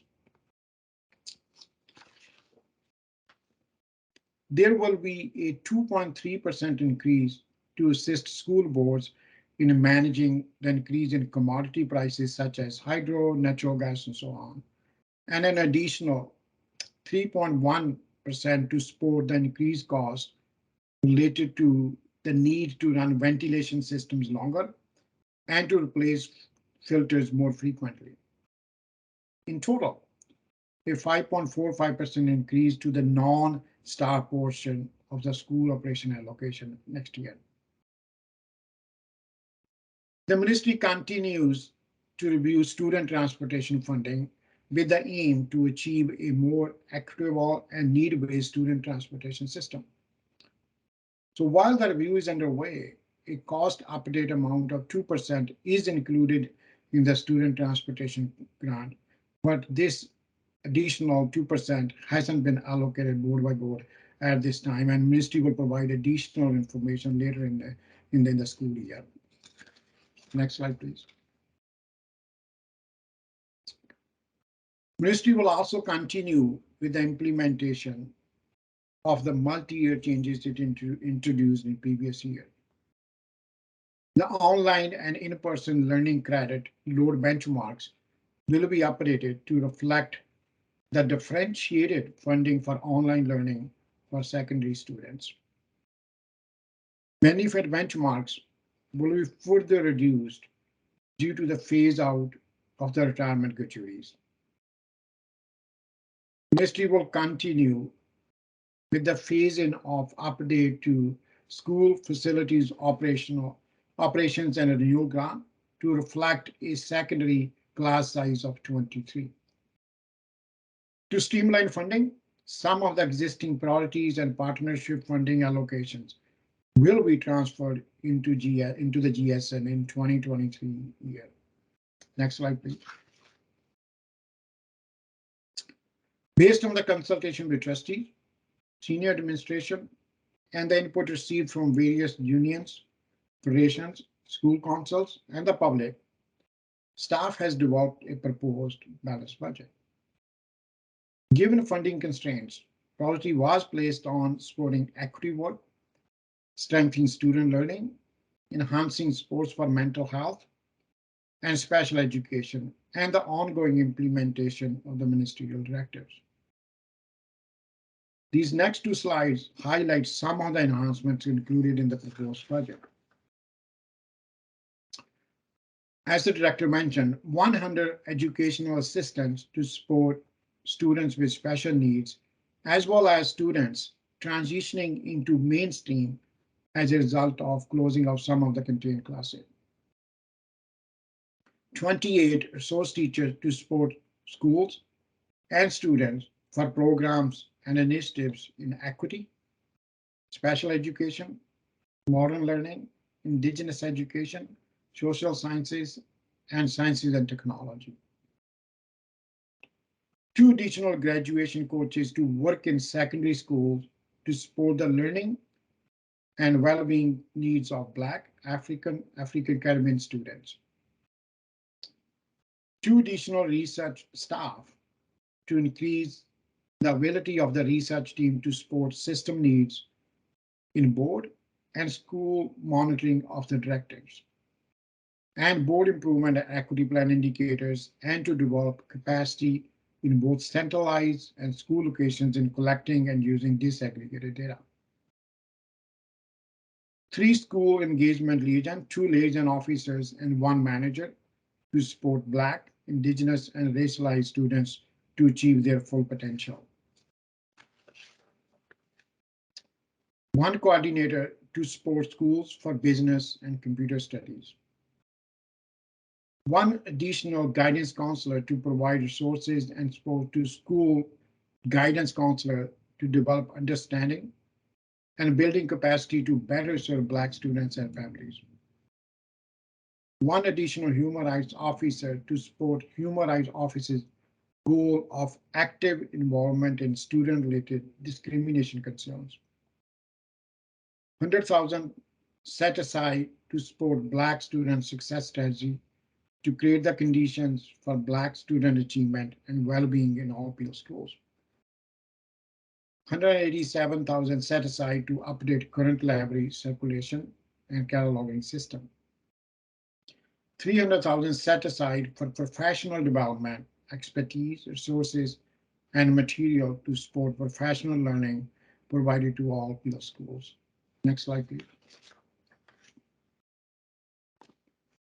Additional funding for supplies and services, utility increases, as well as to cover cost increases in the area of fire safety, alarm monitoring, security services, insurance, and HVAC in the facilities area. The proposed budget also includes $350,000 to replace our aged floor care equipment and $300,000 set aside to replace, again, the aging 5 cargo service vans. Additional funding of $4.25 million to cover student transportation cost increases due to increase in service contracts as well as fuel cost. Additional $200,000 set aside to increase the current courier budget to match the budget to the actual expenditures. Next slide, please. There exists some potential budget risks for the 2022-23 school year. Our board's enrollment depends on new families moving into this region from outside the country and from other parts of Canada. Since March 2020, there is little immigration and very few families are moving.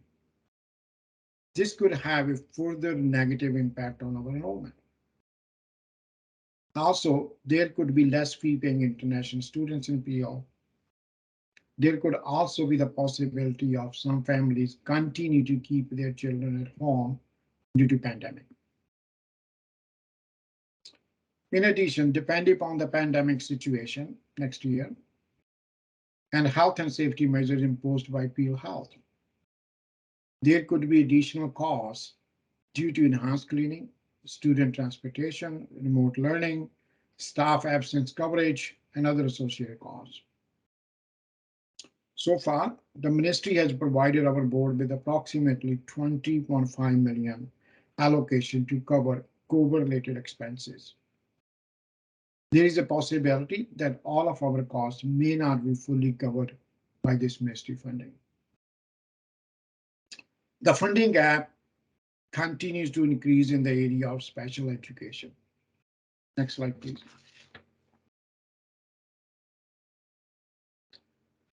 So to look further into the funding shortfall in special education, so this slide shows the funding gap for the last 5 years. In 2022 and 23, the funding gap is projected to increase to approximately 34 million as the need for special education students continue to grow.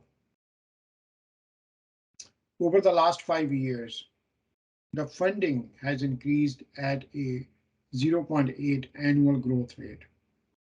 But at the same time, our expenditures have increased by 3.4% annually, resulting in a projected gap of approximately 34 million for the 2022-23 school year.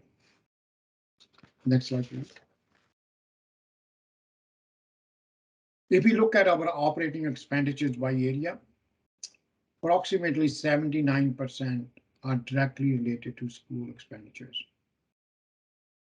4.8% are related to central support for schools, 8.3% related to facilities, 3.3% to student transportation, and 4.6% related to administration. Next slide, please. And now if we look at operating expenditure by type of expenditure, 82% of the expenditures are related to staff salaries and benefit costs. 11.4% are related to non-staffing costs. 1.2% related to interest charges on long-term capital debt, and 5.1% related to amortization of capital assets. Next slide, please. Looking further into staffing costs, approximately 55% are related to teachers, 9% to educational assistants and early childhood educators, 3.7% to principals and vice principals, 2% to school office staff, support staff, 2.6% to SSP staff, 5% related to custodial and maintenance trade staff, 0.7% to continuing education staff, and 4.2% related to trustees, board administration, directors, superintendents, and transportation staff. Next slide, please. Looking further into non-staffing costs, 2.8% of the costs are related to student transportation, 1.5% to facilities maintenance, another 1.4% related to school supplies, 0.6% related to technology, 1.5% related to utilities, and 0.5% related to administration, and 1.4% of the costs are related to school generated funds. Next slide, please. So this slide actually compares per pupil funding of large urban boards. So our board's per pupil amount will increase to $10,471 next year. So if we look at the comparison, only Halton board, district school board, that their per pupil funding is lower than ours. All other large urban boards, their per pupil funding is more than our per pupil funding. So thank you, Chair, and I'm happy to respond to any questions. Thank you, AD Gill, and thank you, Director Swaroop, for the presentation of the budget. Are there any questions from the trustees?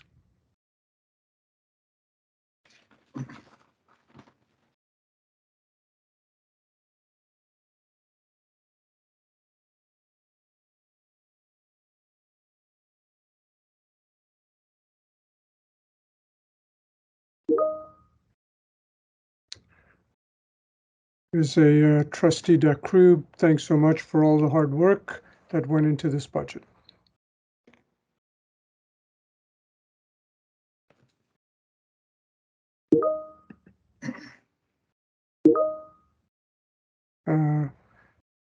Thank you, AD Jespel and team. Great work as always from Trustee Lawton, and the previous one was from Trustee Kathy McDonald. Thanks to the team as well from Trustee Sohi. A lot of thanks.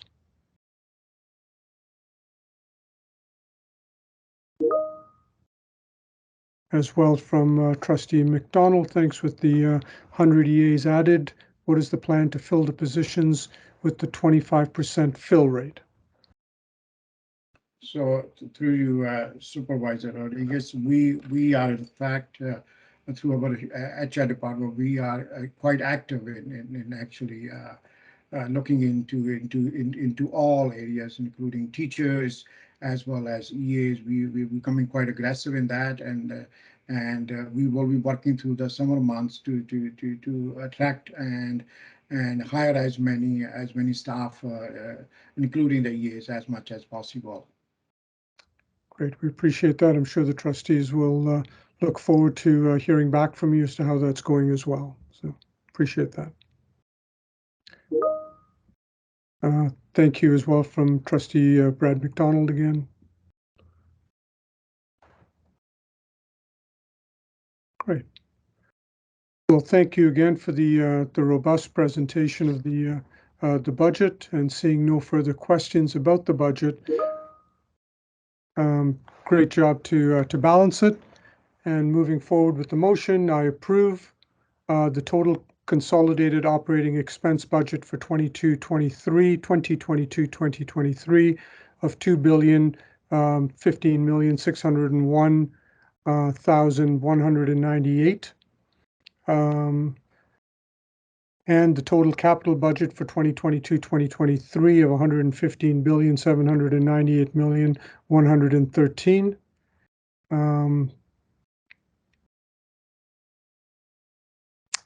And in order to balance 2022-2023 operating budget, there can be a transfer of $2,224,465 from the board-approved appropriated reserves, and the use of $15,859,412 from the uncommitted working fund reserve to support long-term occasional teaching assistance, one-time ministry directive expenditures, student transportation, and other board priorities that are one-time in nature, and that the Peel District School Board continue membership on the Ontario Public School Boards Association and payment for their annual dues for 2022-2023.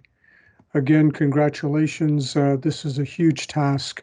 And once again, I think that if we were in person, you would hear the trustees applaud the work and really appreciate all of the work and the listening that took place in terms of presenting this final budget for the upcoming school year. Thank you again, AD Gill, and to your team, and to Director Swaroop. Moving on to item 17.1, COVID-19 update number 19, Director Swaroop. Through you, Supervisor Rodriguez, I will now ask Michelle Stubbing, Superintendent of Caring and Safe Schools, to present the COVID-19 update. Thank you, Director Swaroop, and through you, Supervisor Rodriguez. As part of the Peel District School Board's ongoing commitment to student learning and student safety, the board continues to operationalize and cooperate with the guidance, orders, directives, and mandates of the Ministry of Education, Peel Public Health, and the Chief Medical Officer of Health. Please accept this oral report as a summary of recent updates. June 30th marks the final day of school for the 2022 school year, which is cause for celebration for a number of reasons.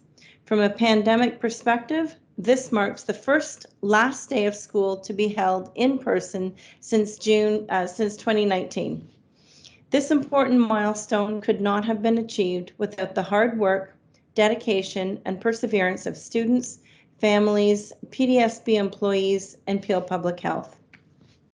Throughout the 2021-22 school year, there have been challenges and changes in our collective response to the COVID-19 pandemic, as Ontario's infection prevention and control measures have moved from containment to risk mitigation. The end of contact tracing, cohort dismissals, and daily screening verification in PDSB schools, and the restarting of athletics, music, clubs, and in-person community events has only been made possible through our collective commitment to vaccination, testing, and isolating when symptomatic. Vaccination clinic update. The PDSB would like to thank Peel Public Health for their ongoing partnership throughout the pandemic. During the 2021-22 school year, this partnership has led to vaccination clinics being held at PDSB schools both on weekends and during school hours. This school year, the PDSB hosted 186 vaccination clinics, which gave 22,630 COVID vaccination doses to students, families, and community members. School-based clinics have led to a high enough rate of vaccination against COVID that Peel Public Health has been able to restart routine school immunization clinics at PDSB schools with great success, administering 5,699 number of doses to 3,015 students. The Peel District School Board looks forward to continuing our relationship with Peel Public Health in the coming school year as we restart public health nurse programming around student mental health and well-being while continuing to offer vaccination services to school-age students. Daily attendance tracking and reporting to families.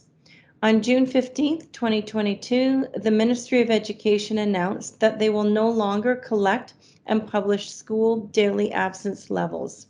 To this end, PDSB schools will no longer have their absent rates published on ontario.ca. All Ontario schools are still expected to consult with Peel Public Health when their daily absent level exceeds 30%. Peel schools will continue to monitor their daily overall absent levels and consult with Peel Public Health when necessary. Peel Public Health will continue to issue community letters when they feel absent levels are due to increased COVID activity in schools.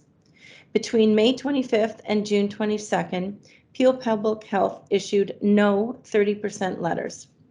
While student absent rates continue to improve, Peel schools continue to send case notification letters to impacted classes when they become aware of positive COVID cases.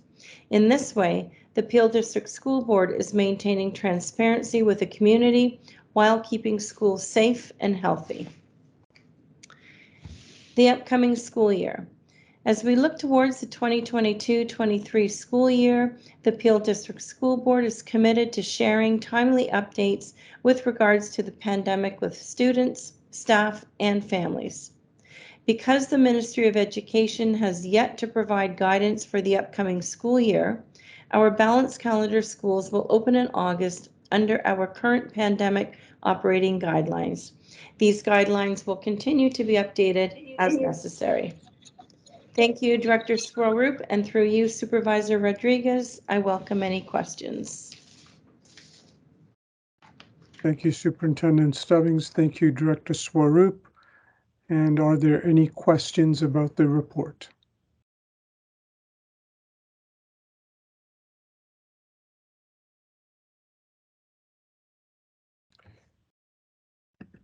Seeing none, I am in receipt of the COVID-19 update number 19. Thank you again, Superintendent and Director. 17.2 Ministry Directives, Directive 16 Anti-Racism Policy Final Report. Director Swaroop. Through you, Supervisor Rodriguez, I will now ask Associate Director Camille Logan to present the anti-racism policy final report. Thank you, Director Swaroop, and through you, Supervisor Rodriguez.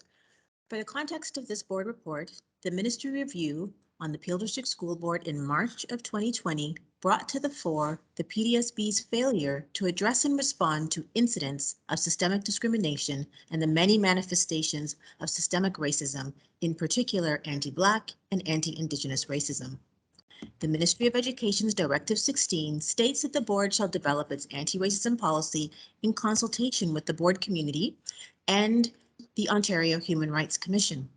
In January of 2021, the anti-racism policy, the first report to the board, formally marked the development of the policy, which the directive mandates must be applicable to both staff and students and include clearly defined outcomes, operating procedures, roles, responsibilities, and accountability measures.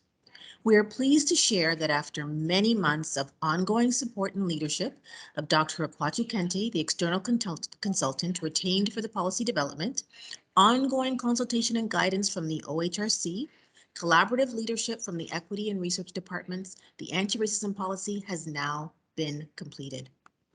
This is a monumental moment for both PDSB as the policy, one of the very few in existence in public school boards across the province, is unique, not only due to the design, which very intentionally centered community and particularly those most marginalized and impacted by racism, but also in relation to its application as it's structured for all stakeholders, students, staff, and community.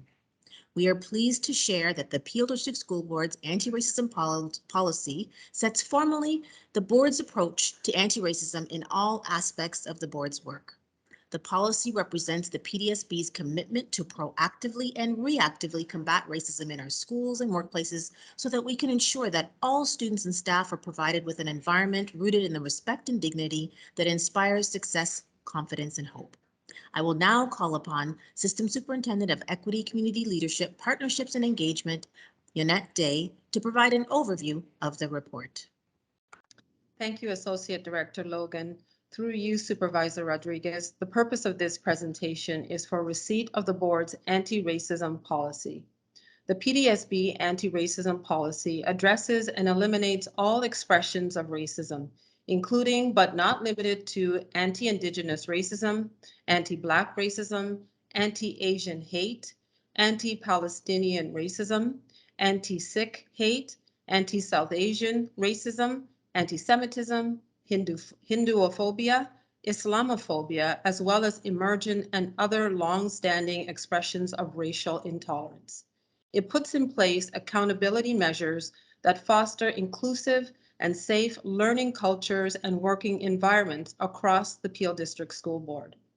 The policy applies to all members of the PDSB community, especially staff, students, trustees, volunteers, contractors, and consultants in all PDSB learning and working spaces.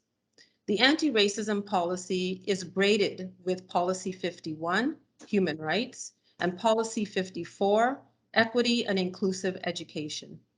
Complaints of discrimination, contrary to the Human Rights Code, are addressed under Policy 51, Human Rights and its operating procedures. The consultation process.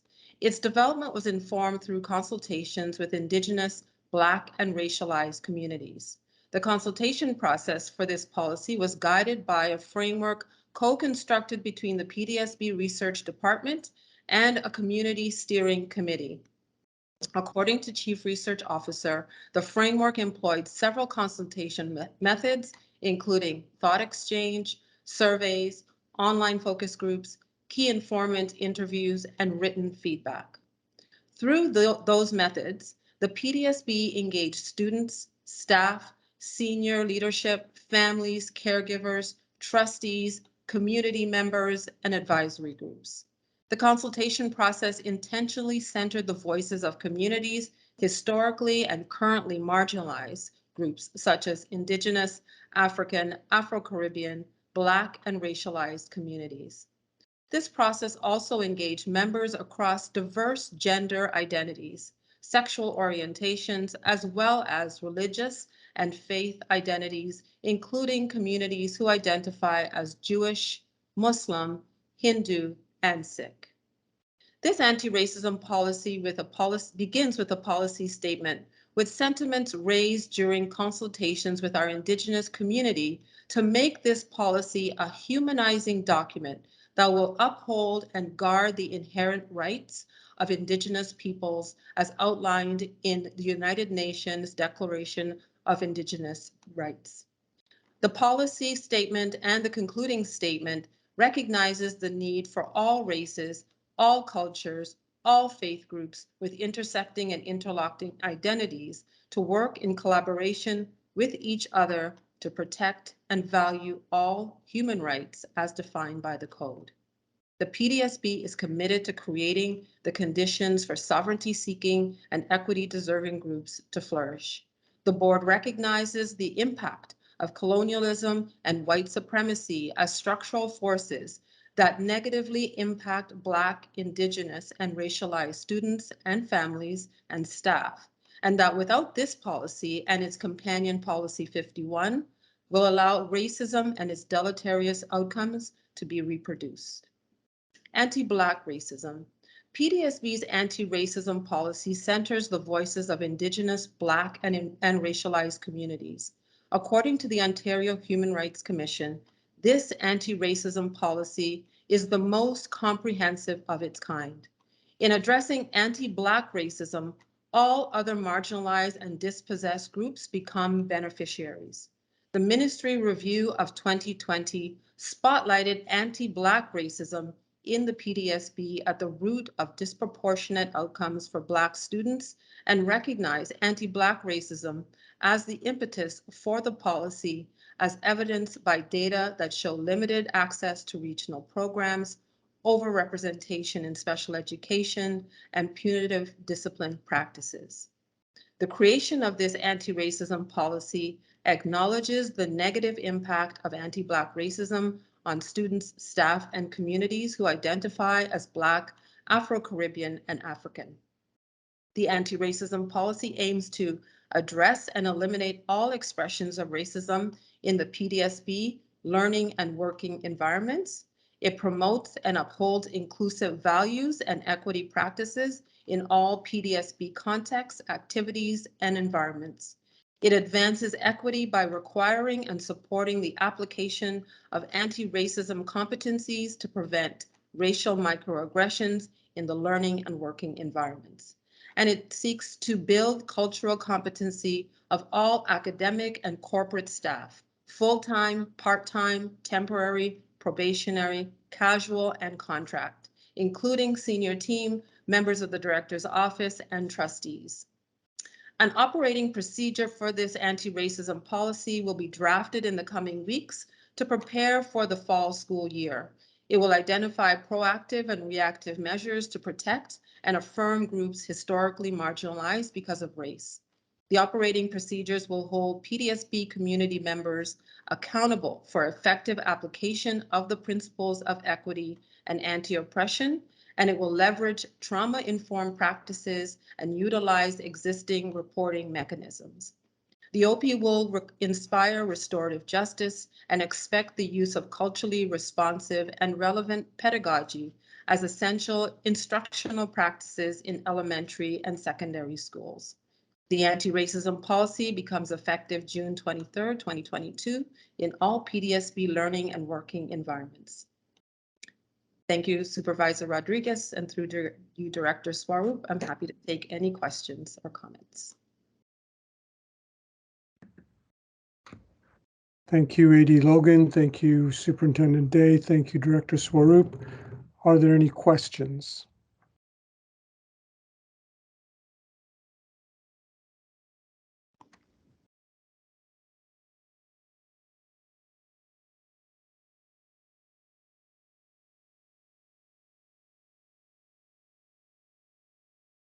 Certainly tremendous work on the policy and the integration with Policy 51. Really appreciated all of that, the legwork done on that. Look forward to the operating procedures as we move forward in a timely fashion as well.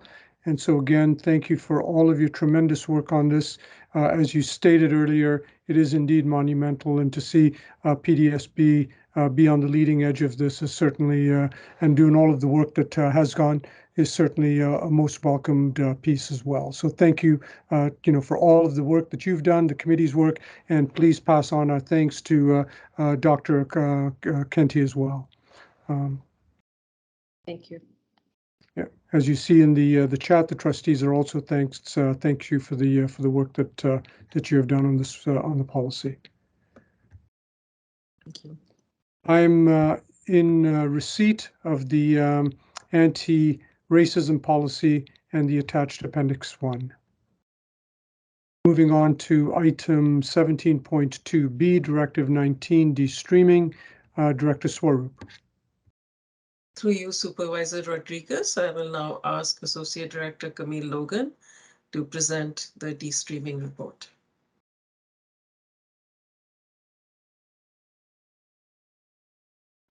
Thank you, Director Swaroop, and through you, Supervisor Rodriguez. In the February 23rd, 2021 report to the board, the plan for the board's approach to de-streaming was outlined with respect to the mandates and deliverables pertaining to Directive 19. The directive required the board to design a pilot project for grade 9 and 10 students, and that this program should include at least 2 secondary schools where the highest population of students who identify as Black in applied and locally developed courses. Given the July 2020 ministry announcement requiring all secondary schools across the province of Ontario to de-stream grade 9 mathematics in order to address systemic discrimination and help break down barriers for students who are Black, Indigenous, and those who live in low-income households, students with special education needs, given the significant impacts of de-streaming on particular populations of students based on the PDSB data, the decision was made to broaden our mandate. As a board, we felt that we have a duty and obligation to intentionally work to address the disproportionate outcomes beyond the initial mandate of a pilot project and the scope of the ministry, which was just for grade 9 math. The PDSB plan was carefully designed to not only dismantle de-streaming, in addition to the grade 9 courses, and in order to build educator capacity for successful implementation of de-streaming, such that by December of 2023, all grade 9 and 10 course subjects will be de-streamed in all secondary schools in the Peel District School Board. As such, the work of the Curriculum, Instruction and Assessment Department has been grounded in their commitment to dismantle anti-Black racism by embedding learning around culturally responsive and relevant practices, anti-racist and anti-oppressive instructional strategies, and equitable student-centered assessment practices. I will now call upon Rasulin Q. Hoppy, System Superintendent of Instruction, Curriculum and Assessment, to provide an overview of the report. Thank you, Associate Director Logan and Director Swaroop, and through you, Supervisor Rodriguez. Good evening, everyone. It is my pleasure to present the Directive 19 de-streaming report. As was previously stated at this regular meeting of the board, February 23rd, 2021, the context for the work the board would undergo related to de-streaming was presented. It is also important to note that since the release of the ministry review, there has been substantial resistance to implementing all of the directives, including Directive 19. This resistance is not surprising, given that the province of Ontario is undergoing an ideological, philosophical, and pedagogical shift in its approach to education. Peel staff, like all staff across the province, have been steeped in years of streaming practices. And de-streaming is a disruption to what many have been accustomed to for years. As well, this resistance is unfortunately not new and can be found in many instances within and outside of education when Black, African, and/or Afro-Caribbean students are centered. The resistance is manifested in a myriad of ways, including, but not limited to, shifting the attention of the work from the outcomes of students to the experiences of the educators, minimizing and/or discrediting the impact of the trauma that has been experienced by students, which includes challenging the narratives of the lived experiences of those Black, African, and/or Afro-Caribbean students about their daily educational experiences. Additionally, resistance can be evident in educators creating what has been referred to as a, quote, hierarchy of oppression, or quote unquote oppression Olympics, and creating narratives that attempt to decenter the work of anti-Black and anti-Indigenous racism, rather than engaging in work to address the intersections and/or solidarity of this work. These quote-unquote oppression Olympics are grounded in the racist and white supremacist notion of hierarchy of pain, which in essence states my pain is quote-unquote greater than your pain. This decision to de-stream not only grade 9 math, starting in September 2021, as all boards were directed to do by the ministry, but to also include grade 9 academic English, was a critical move and surpassed the ministry's directive of de-streaming in only 2 pilot schools. This direction was and continues to be necessary, given Peel District School Board's commitment to address disproportionalities in achievement and outcomes for students who identify as Black, African, and/or Afro-Caribbean and Indigenous. Initially, schools were given the latitude to de-stream other grade 9 core courses, geography, science, and French. For the current 2021-22 academic year, 23 out of 36 schools have de-streamed at least one or more courses than the mandated math and English, with 10 out of 36 schools having de-streamed their entire grade 9 core. By September 2023, as was previously stated by Associate Director Logan, all grade 9 and 10 core subjects of math, English, grade 9 geography, grade 10 history, science, and grade 9 French will be de-streamed in all secondary schools in Peel.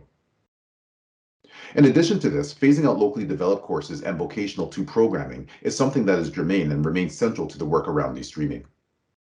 As was reported at the January 25, 2021 regular meeting of the board, it was recognized that the current vocational 2 programs were also barriers to success and represented systemic inequities that contributed greatly to the significant disproportionalities and disparities of outcome experienced by Black, Indigenous, and Latin American students. To address these disproportionalities and disparities, it was determined that vocational 2 programs would be phased out and locally developed courses would no longer be available as part of the course selection process. Students would be able to enroll in de-stream programming available at their home school. Doing this allows any child in any school to have access to de-stream programming. Judith Nyman Secondary School and West Credit Secondary School, formerly recognized as vocational schools, will begin offering all academic pathways with a focus on technological education and skilled trades for students entering in grade 9 in the 2022-23 school year. All incoming grade 9 students who wish to access these specific programs that live north of Highway 401 will be able to attend Judith Nyman Secondary School, and those students living south of Highway 401 will be able to attend West Credit Secondary School. Transportation will be provided for all students interested in attending these programs. These programs offer students in grade 9 de-stream courses that lead to all pathways. For example, university, college, apprenticeship, workplace, and community living.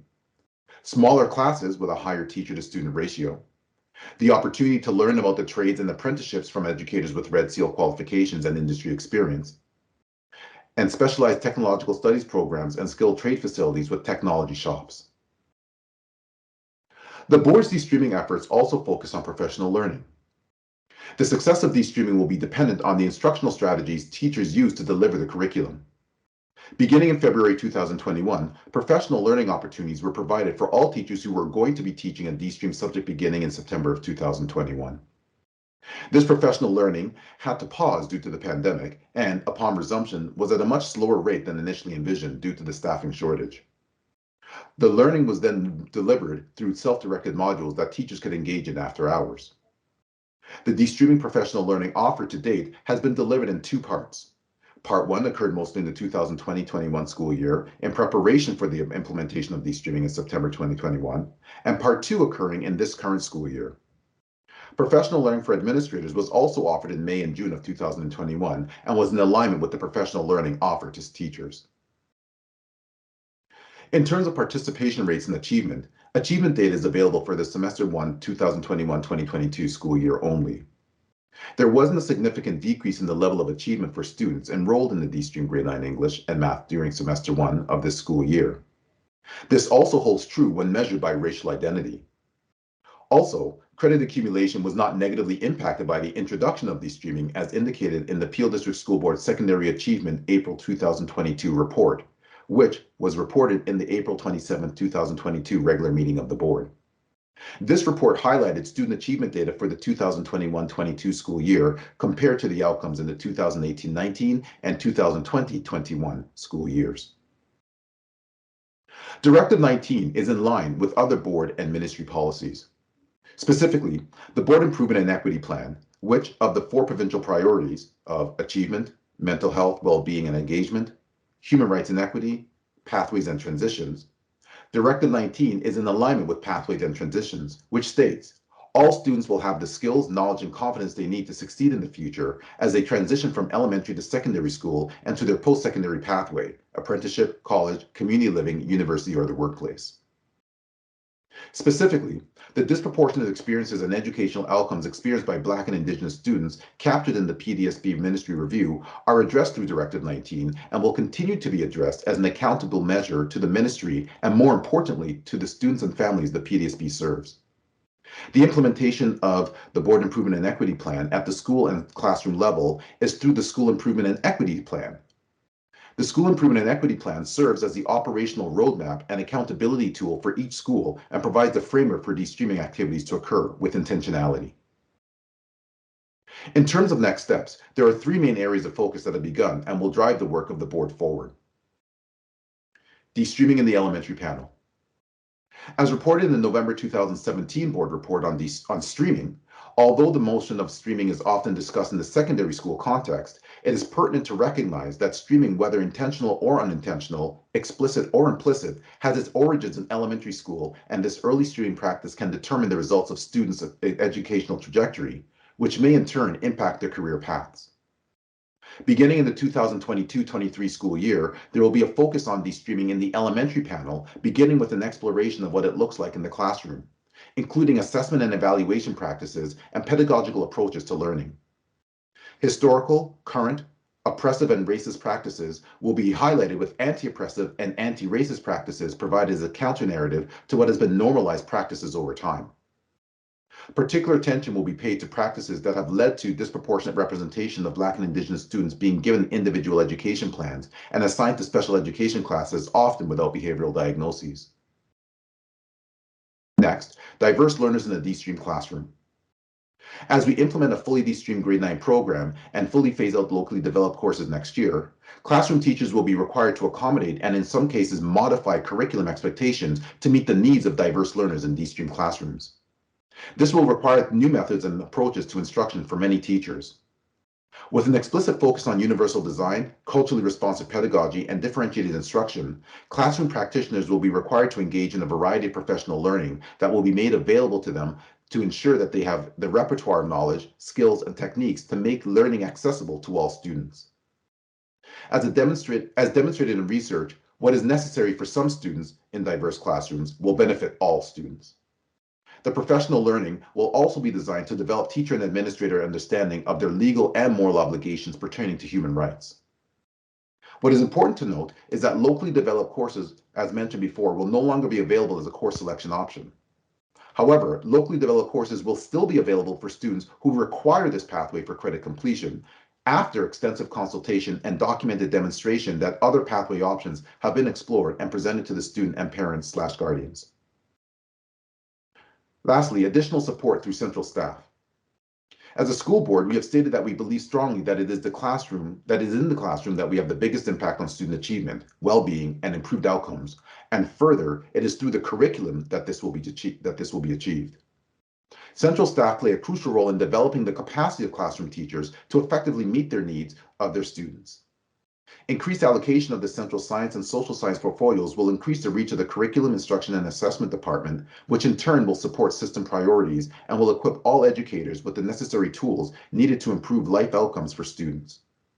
Specifically, the allocation of additional resource teachers will be able to co-develop, co-plan, and co-facilitate professional learning opportunities at both the school and central level that are aligned with de-streaming and school improvement and equity planning.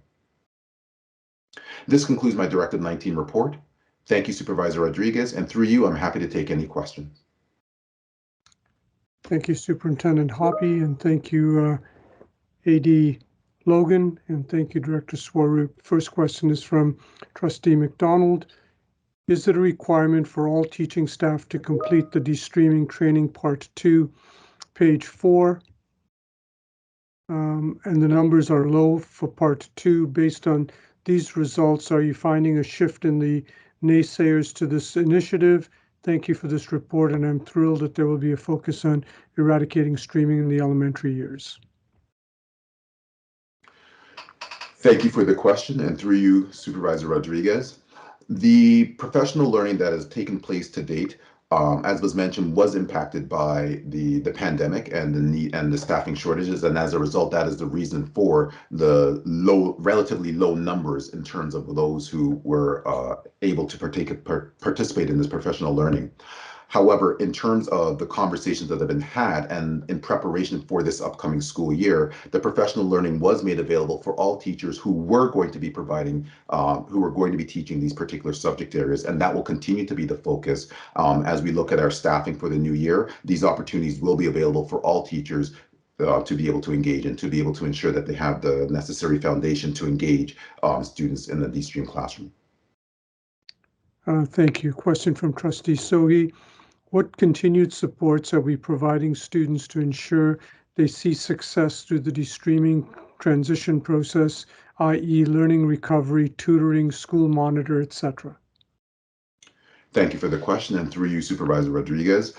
What you would have seen through the learning recovery tutoring supports that were mentioned is a coordinated effort to ensure that the skills and the opportunities to be able to strengthen and further the learning to be able for students to be able to find success was in alignment with the efforts that were already being put forth through the professional learning that we were providing to the system, as I just previously mentioned. As we move into the new school year, once again, these professional learning opportunities are going to be strengthened and furthered, and the tutoring will have allowed students to be able to find a greater opportunity to be able to engage. As well, the professional learning for our teachers, as I mentioned, through the diverse learners in the D-Stream classroom, will again focus the intentionality of those teachers to be able to recognize the needs of students as they are receiving them and to shift their pedagogical approach to the students. We're moving away from what has been the traditional way of having to now, quote unquote, center around the teachers. We're now shifting and centering around the students and preparing ourselves to be able to meet their needs. Thank you. Trustee Dakrub, thank you so much for this important work. I look forward to continuing to learn about the positive impact this will make for many, many students for years and years to come. Again, thank you from Trustee Sohi. Will there be summer programs to support students as they transition? Excellent question. Again, through you, Supervisor Rodriguez. Yes, we do have a number of programs that have been established.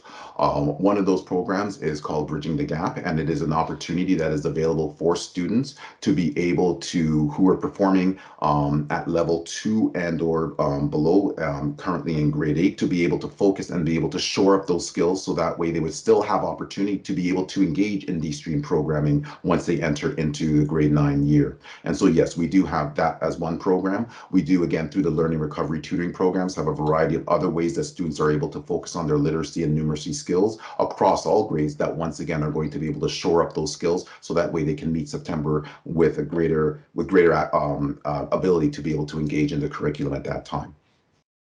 Awesome. Thanks again. Trustee Davies says great report, and thank you as well. So thanks to all of you. Oh, sorry, there's another question from Trustee Sohi. What senior level grade 11, 12 courses would be offered to locally developed students so that they may apply to college level programs? Excellent question, and thank you for the question through you, Supervisor Rodriguez. In terms of, I'm going to take a step back. When we talk about de-streaming, again, we're focusing on grade 9 and 10. When you get into locally developed courses, as we have phased those out, we are not taking away the pathways for students. So by those students being able to engage in those D-Stream courses in grade 9 and 10, it opens up the pathway options for them in terms of grade 11 and 12 programming and the different choices that they now have access to.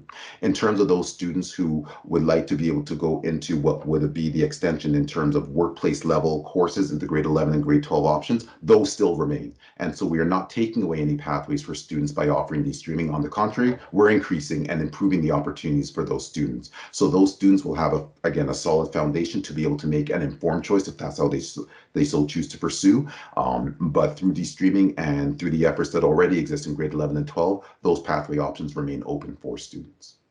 Great. Thank you so much for this robust report, and seeing no further questions. Thanks, Superintendent Hoppy. Thank you, AD Logan. Thank you, Director Swaroop. I am in receipt of the Directive 19 report on de-streaming for information. Moving on to Directive 20, Your Path, Your Choice Communications Plan, Director Swaroop. Through you, Supervisor Rodriguez, I will now ask Exec Lead Public Engagement and Communication Tiffany Gooch to present Directive 20. Thank you, Director Swaroop, and through you, Supervisor Rodriguez. Directive 20 of the Ministry Review of the PDSB directs the board to develop and implement a communications plan to better inform the diverse Peel communities in their understanding that secondary school program placement and course selection decisions are ultimately made by students and their guardians. This includes regional learning choices programs, special education, and English as a second language. This communications plan has been under development and in consultation with impacted communities since the spring of 2020. I would like to emphasize that this plan is not meant to be a communications plan for all of the directives and is specifically focused on empowering students and families in their pathway choices. The objectives of the Your Path, Your Choice communications plan are as follows: to increase the number of students in grade 5 to 12 who are informed and empowered to make personal decisions related to program placement and course selection, to ensure all students and guardians are aware that they are the final decision makers on course program selection in secondary schools, and to ensure all educators, including guidance counselors, special education team members, settlement workers, and school administrators understand that students and families are the final decision makers when it comes to secondary school placement and course selection. Several of the tactics included in this plan have been implemented over the past 2 years in consultation with community, and many of the strategies throughout this plan have established new baselines for our ongoing communications initiatives, including ensuring our advertising campaigns are expanded across the diverse range of cultural media outlets with viewership in the Peel region. We look forward to creating branded associated collateral for the 2022-2023 implementation of this plan, with a focus on reaching students on the channels that they are using. And as the board has evolved significantly over the past 2 years through our equity transformation, we will ensure alignment with the current PDSB pathways initiatives, as discussed in this last report, on changes as well to our guidance counselor structures and all pathways. This concludes my presentation, and I'm happy to take questions through you, Supervisor Rodriguez. Thank you, Communications Director Gooch. Thank you, Director Swaroop. Are there any questions?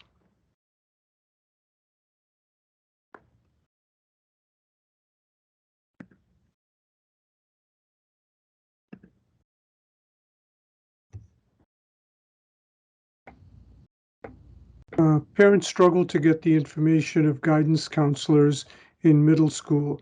Are we planning to incorporate a communication plan so that parents may receive the contact information of their child's guidance counselor and also be notified when guidance counselors are changed? From Trustee Sohi. That's a great question, and through you, Supervisor Rodriguez.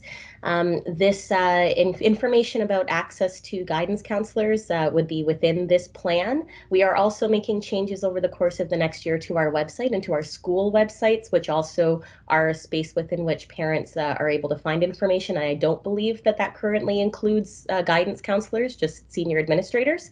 So this is an area within which we're happy to take this feedback and ensure that it's included for more proactive outreach to parents as an area to receive information while we're sharing with them direct information through this Your Path, Your Choice direct communications plan.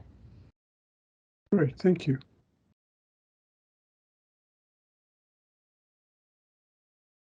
Wonderful. Seeing no further questions, thank you again, Communications Director Gooch and Director Swaroop. I'm in receipt for Directive 20, Your Path, Your Choice communications plan. Is this one for approval or for receipt? I thought it said approval for some reason. It may have said approval because we'll be submitting it to the ministry. Oh, gotcha. Approval to, yeah, great, thank you. Item D, Directive 25, establishment of a centralized applicant tracking and file management system. Director Swaroop. Through you, Supervisor Rodriguez, I will now ask Associate Director Jaspal Gill to speak to Directive 25. Thank you, Director Swaroop, and through you, Supervisor Rodriguez. In accordance with the Directive 25, the purpose of this report is to provide an update on the establishment of a tracking and file management system as part of the employment system review, which includes hiring, promotions, and acting appointments. I will now ask Executive Officer Human Resources Masuma Kungura to provide the update. Thank you. Good evening, everyone. Through you, Director Swaroop and Associate Director Gill and Supervisor Rodriguez, I will now present a report for approval for submission to the Ministry of Education for completion of Directive 25, establishment of an centralized applicant tracking and file management system. By way of background, the intent behind this initiative is to create a system that will allow for the preservation of all documents related to hiring, promotions, and temporary appointments. This will allow for a defined and clear audit trail that demonstrates a transparent, fair, and objective process. Contained within the review were references to inconsistencies in the application filing and applicant tracking system across the PDSB. With a focus on accountability, Directive 25 stated, the board shall establish a centralized applicant tracking and file management system as part of the development of the employment systems review, which is ongoing, which includes hiring, promotions, and acting appointments. The board shall immediately preserve all documentation related to hiring, promotion, and temporary appointments. In addressing this directive, Human Resources identified three main areas that would address ownership of job competition files and due process. These included the development of a retention schedule. A retention schedule was confirmed for job competition files for 3 and 10 years.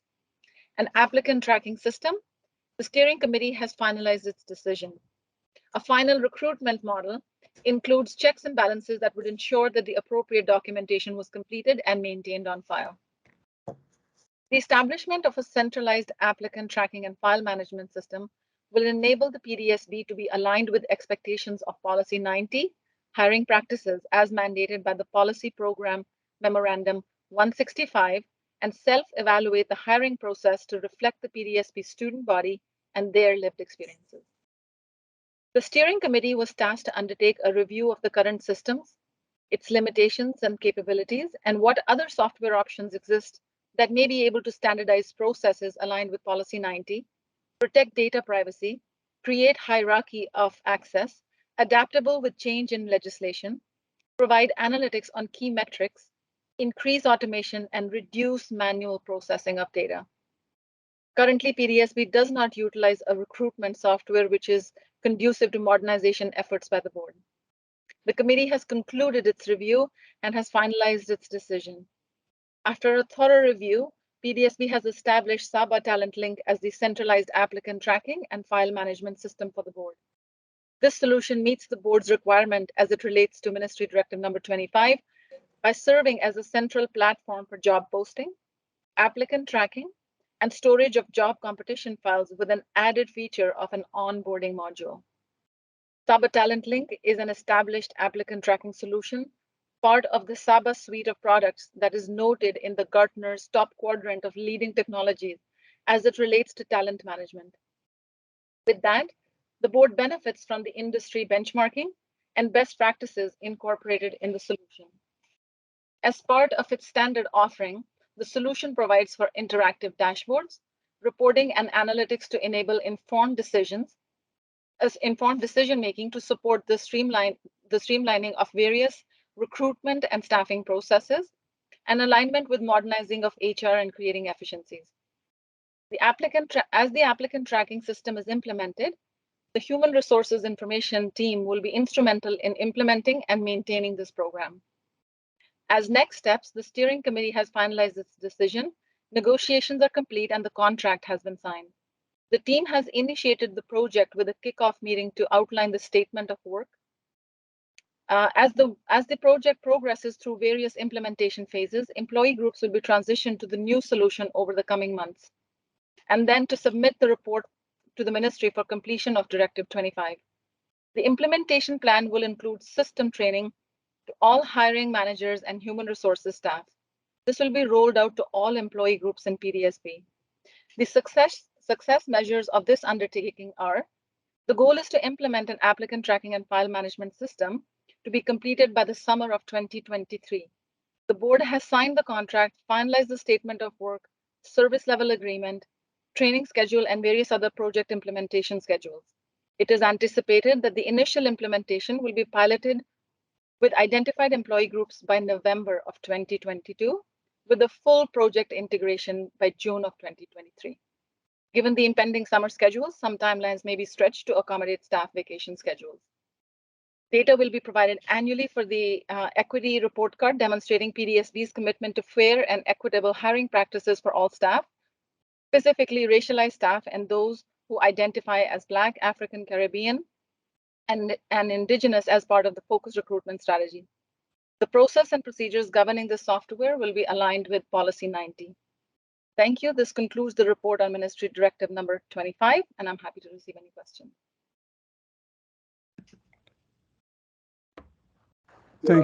Thank you, Executive Director Kangura. Thank you, AD Gill, and thank you, Director Swaroop. We do have a question from Trustee Kathy McDonald. When will there be a targeted recruitment hiring as per the approved board motion? At an HR meeting, trustees were told that there would be a process where Black and Indigenous teachers / educational assistants, once they identified as Black and Indigenous and met the criteria, for example, possessed the OCT, they would get an interview. They would not be subjected to any lottery or any random selection process. To my knowledge, this has not been done to date, and will this occur? Through you, Supervisor Rodriguez. Thank you for that question. I'm happy to report that all throughout our process for recruitment, a focused recruitment for the teaching staff, that has already been in place for the last 2 years. We are at a phase where we are incorporating some of the focused recruitment work that traditionally happened through a particular initiative across all of our hiring practices. So we are prioritizing the hiring efforts for teaching staff, whether that's through the to make it to the permanent staff or occasional staff across all of our processes, and not limiting it to a specific initiative. I hope that that provides some perspective. Yeah. Question from Trustee Lawton. Apologies if this was already covered. Is this cost in the budget?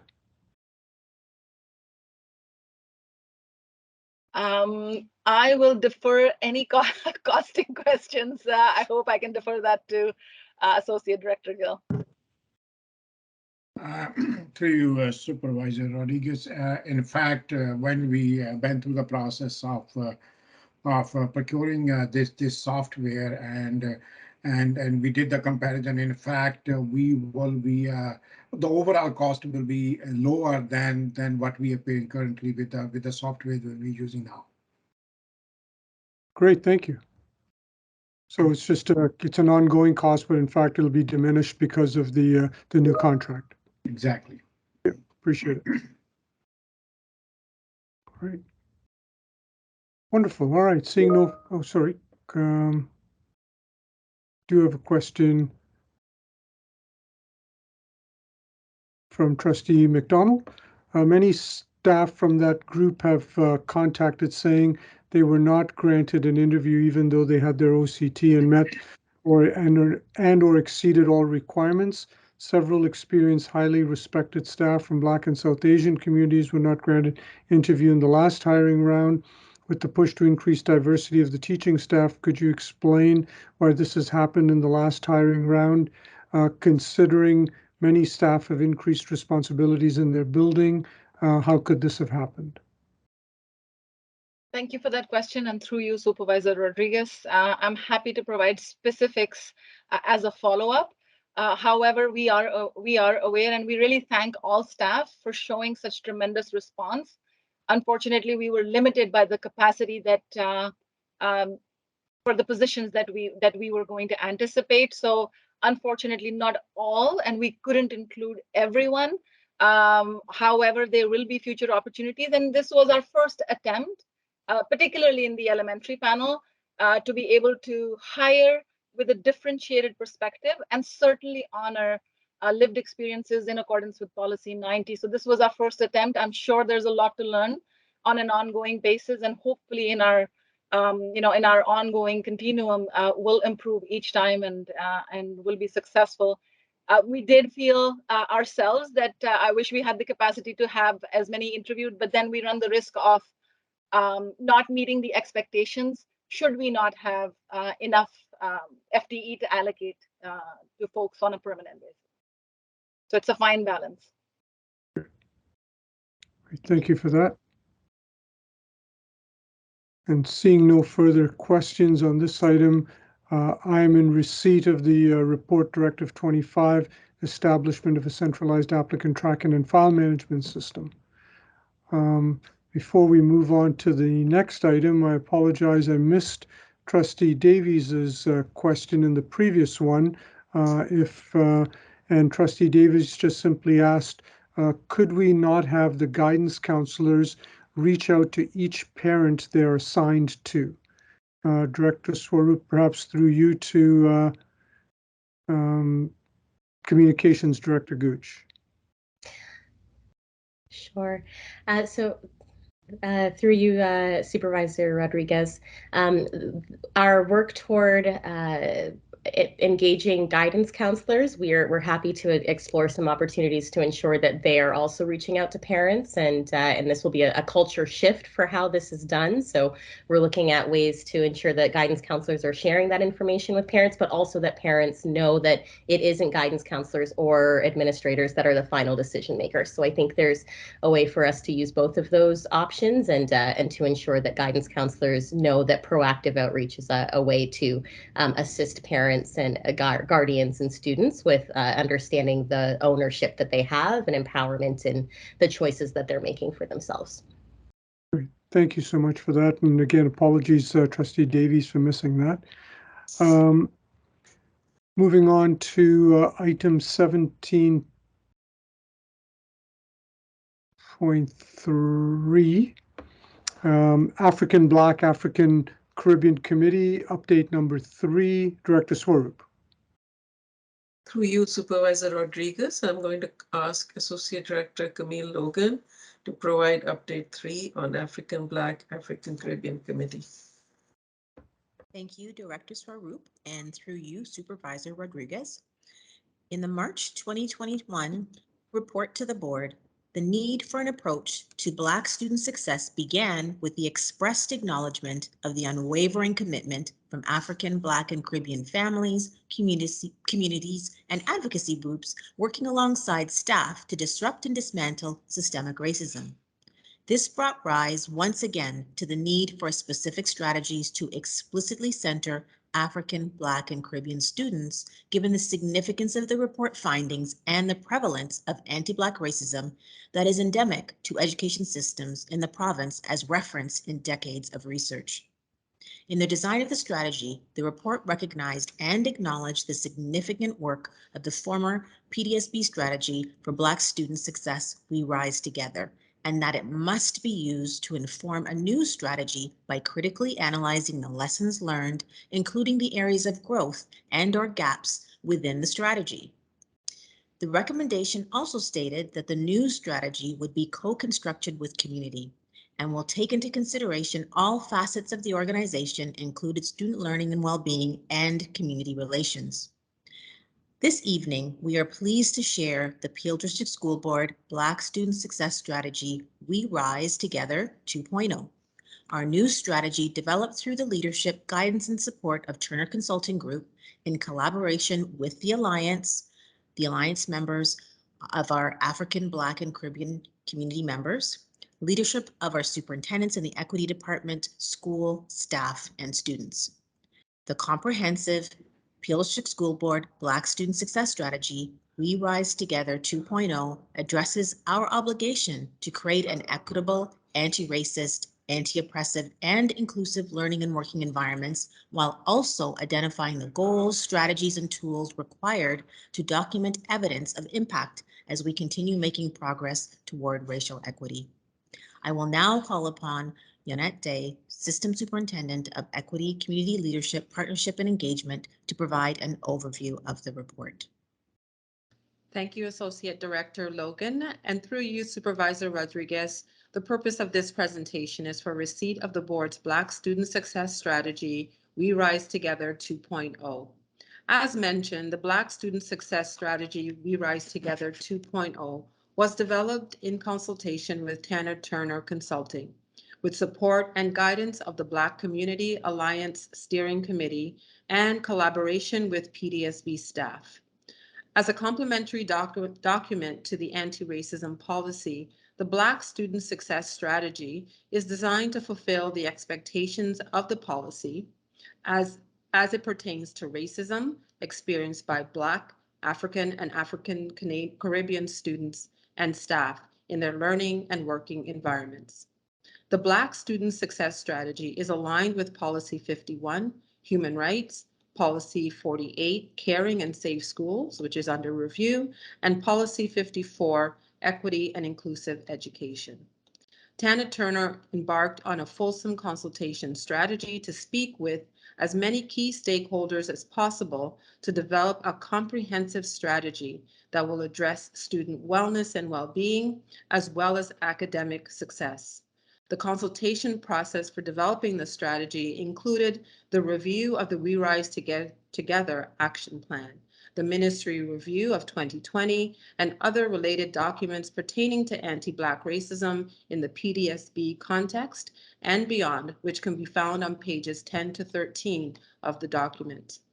Consultations with the Black Community Alliance Steering Committee, PDSB staff in the Equity Department, Special Education, Social Emotional Learning Department, Curriculum Department, PACE, and others were enlisted to share their institutional knowledge around the We Rise Together action plan so that it might be used to inform the Black Student Success Strategy. Input into the draft strategy was then sought from students, parents, and various employee resource groups and trustees. Their input was used to finalize the strategy. The strategy includes 8 guiding principles and 6 focus areas. 1, trustees and senior leaders develop the knowledge and skills to lead the implementation of this strategy. 2, integrate the experiences of Black Canadians into the curriculum. 3, foster anti-racist learning and working environments. 4, continue engagement with the Black community. 5, inspire and support Black student success. And 6, hire and support more Black staff. The strategy also includes an accountability framework that will use both internal and external mechanisms to capture data. Our quarterly reporting cycle to the Alliance and Student Advisory Body will ensure key stakeholders support a robust monitoring cycle. Measures of progress that focus on the assessment of the strategy's success on outcomes for Black students and staff. Tana Turner has been retained as an implementation coach for the strategy. Tana will continue to work with members of the Equity Department and curriculum to ensure that the focus related to community teaching and learning are effectively implemented for the upcoming school year. The Black Student Success Strategy, We Rise Together 2.0, acknowledges the need to prioritize, center, and empower Black children and their families with institutional agency, fair access to academic opportunities, and ensure their well-being is supported by trauma-informed practices. The strategy takes its leap from the We Rise Together report, but includes specific data that points and holds the system accountable for creating conditions for Black students to experience joy. The Black Student Success Strategy is the responsibility of all Peel employees and is an acknowledgement that specific actions are necessary to redress harm done both historically and present day. These actions ensure Black students are loved, protected, and celebrated for who they are in all of PDSB learning and working environments. Thank you, Director Swaroop, and through you, Supervisor Rodriguez, happy to take any questions or comments. Thank you, Superintendent Day, and thank you, AD Logan, and thank you, Director Swaroop. Are there any questions about the Strategy 2.0, We Rise Together?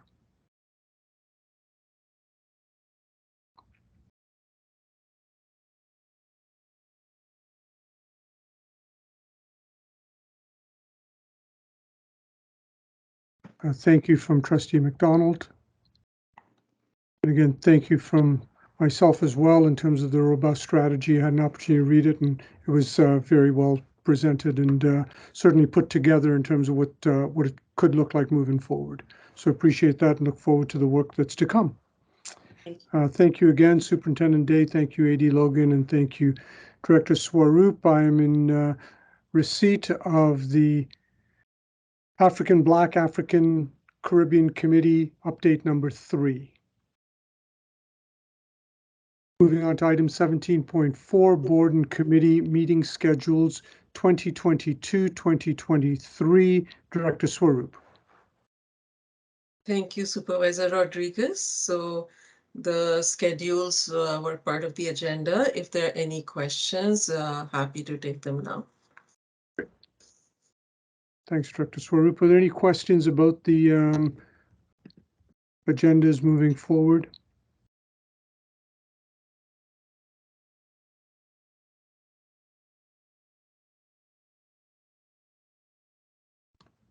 I shouldn't say agendas, but rather meeting schedules. Okay, seeing none. I approve the recommended board and committee meeting schedules for 2022-2023. Moving on to item number 18, trustee motions for consideration. There are no motions for consideration this evening. 19.1, notice of proposed amendments to Peel District School Board bylaws.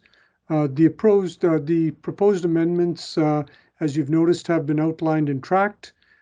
So I'm in receipt of the proposed amendments, and they will be brought back to the September board meeting for consideration. And seeing no further business on the agenda, there is a question from Trustee McDonald on page 46. What about motions that were referred to a committee but never dealt with? If staff does not deal with the motion, is it considered postponed? I've been trying to ascertain what has happened to the motion about OCT pool.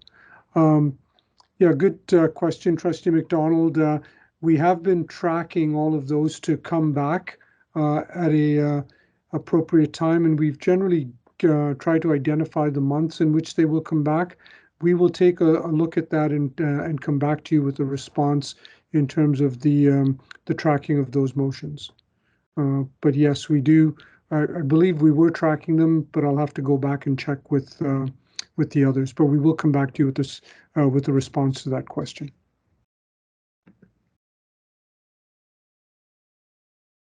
Great. Having no further business, then I now adjourn the meeting of the board for June 22nd, 2022. Have a pleasant rest of the evening and a wonderful summer, and we truly hope to see you in person soon. Enjoy your time.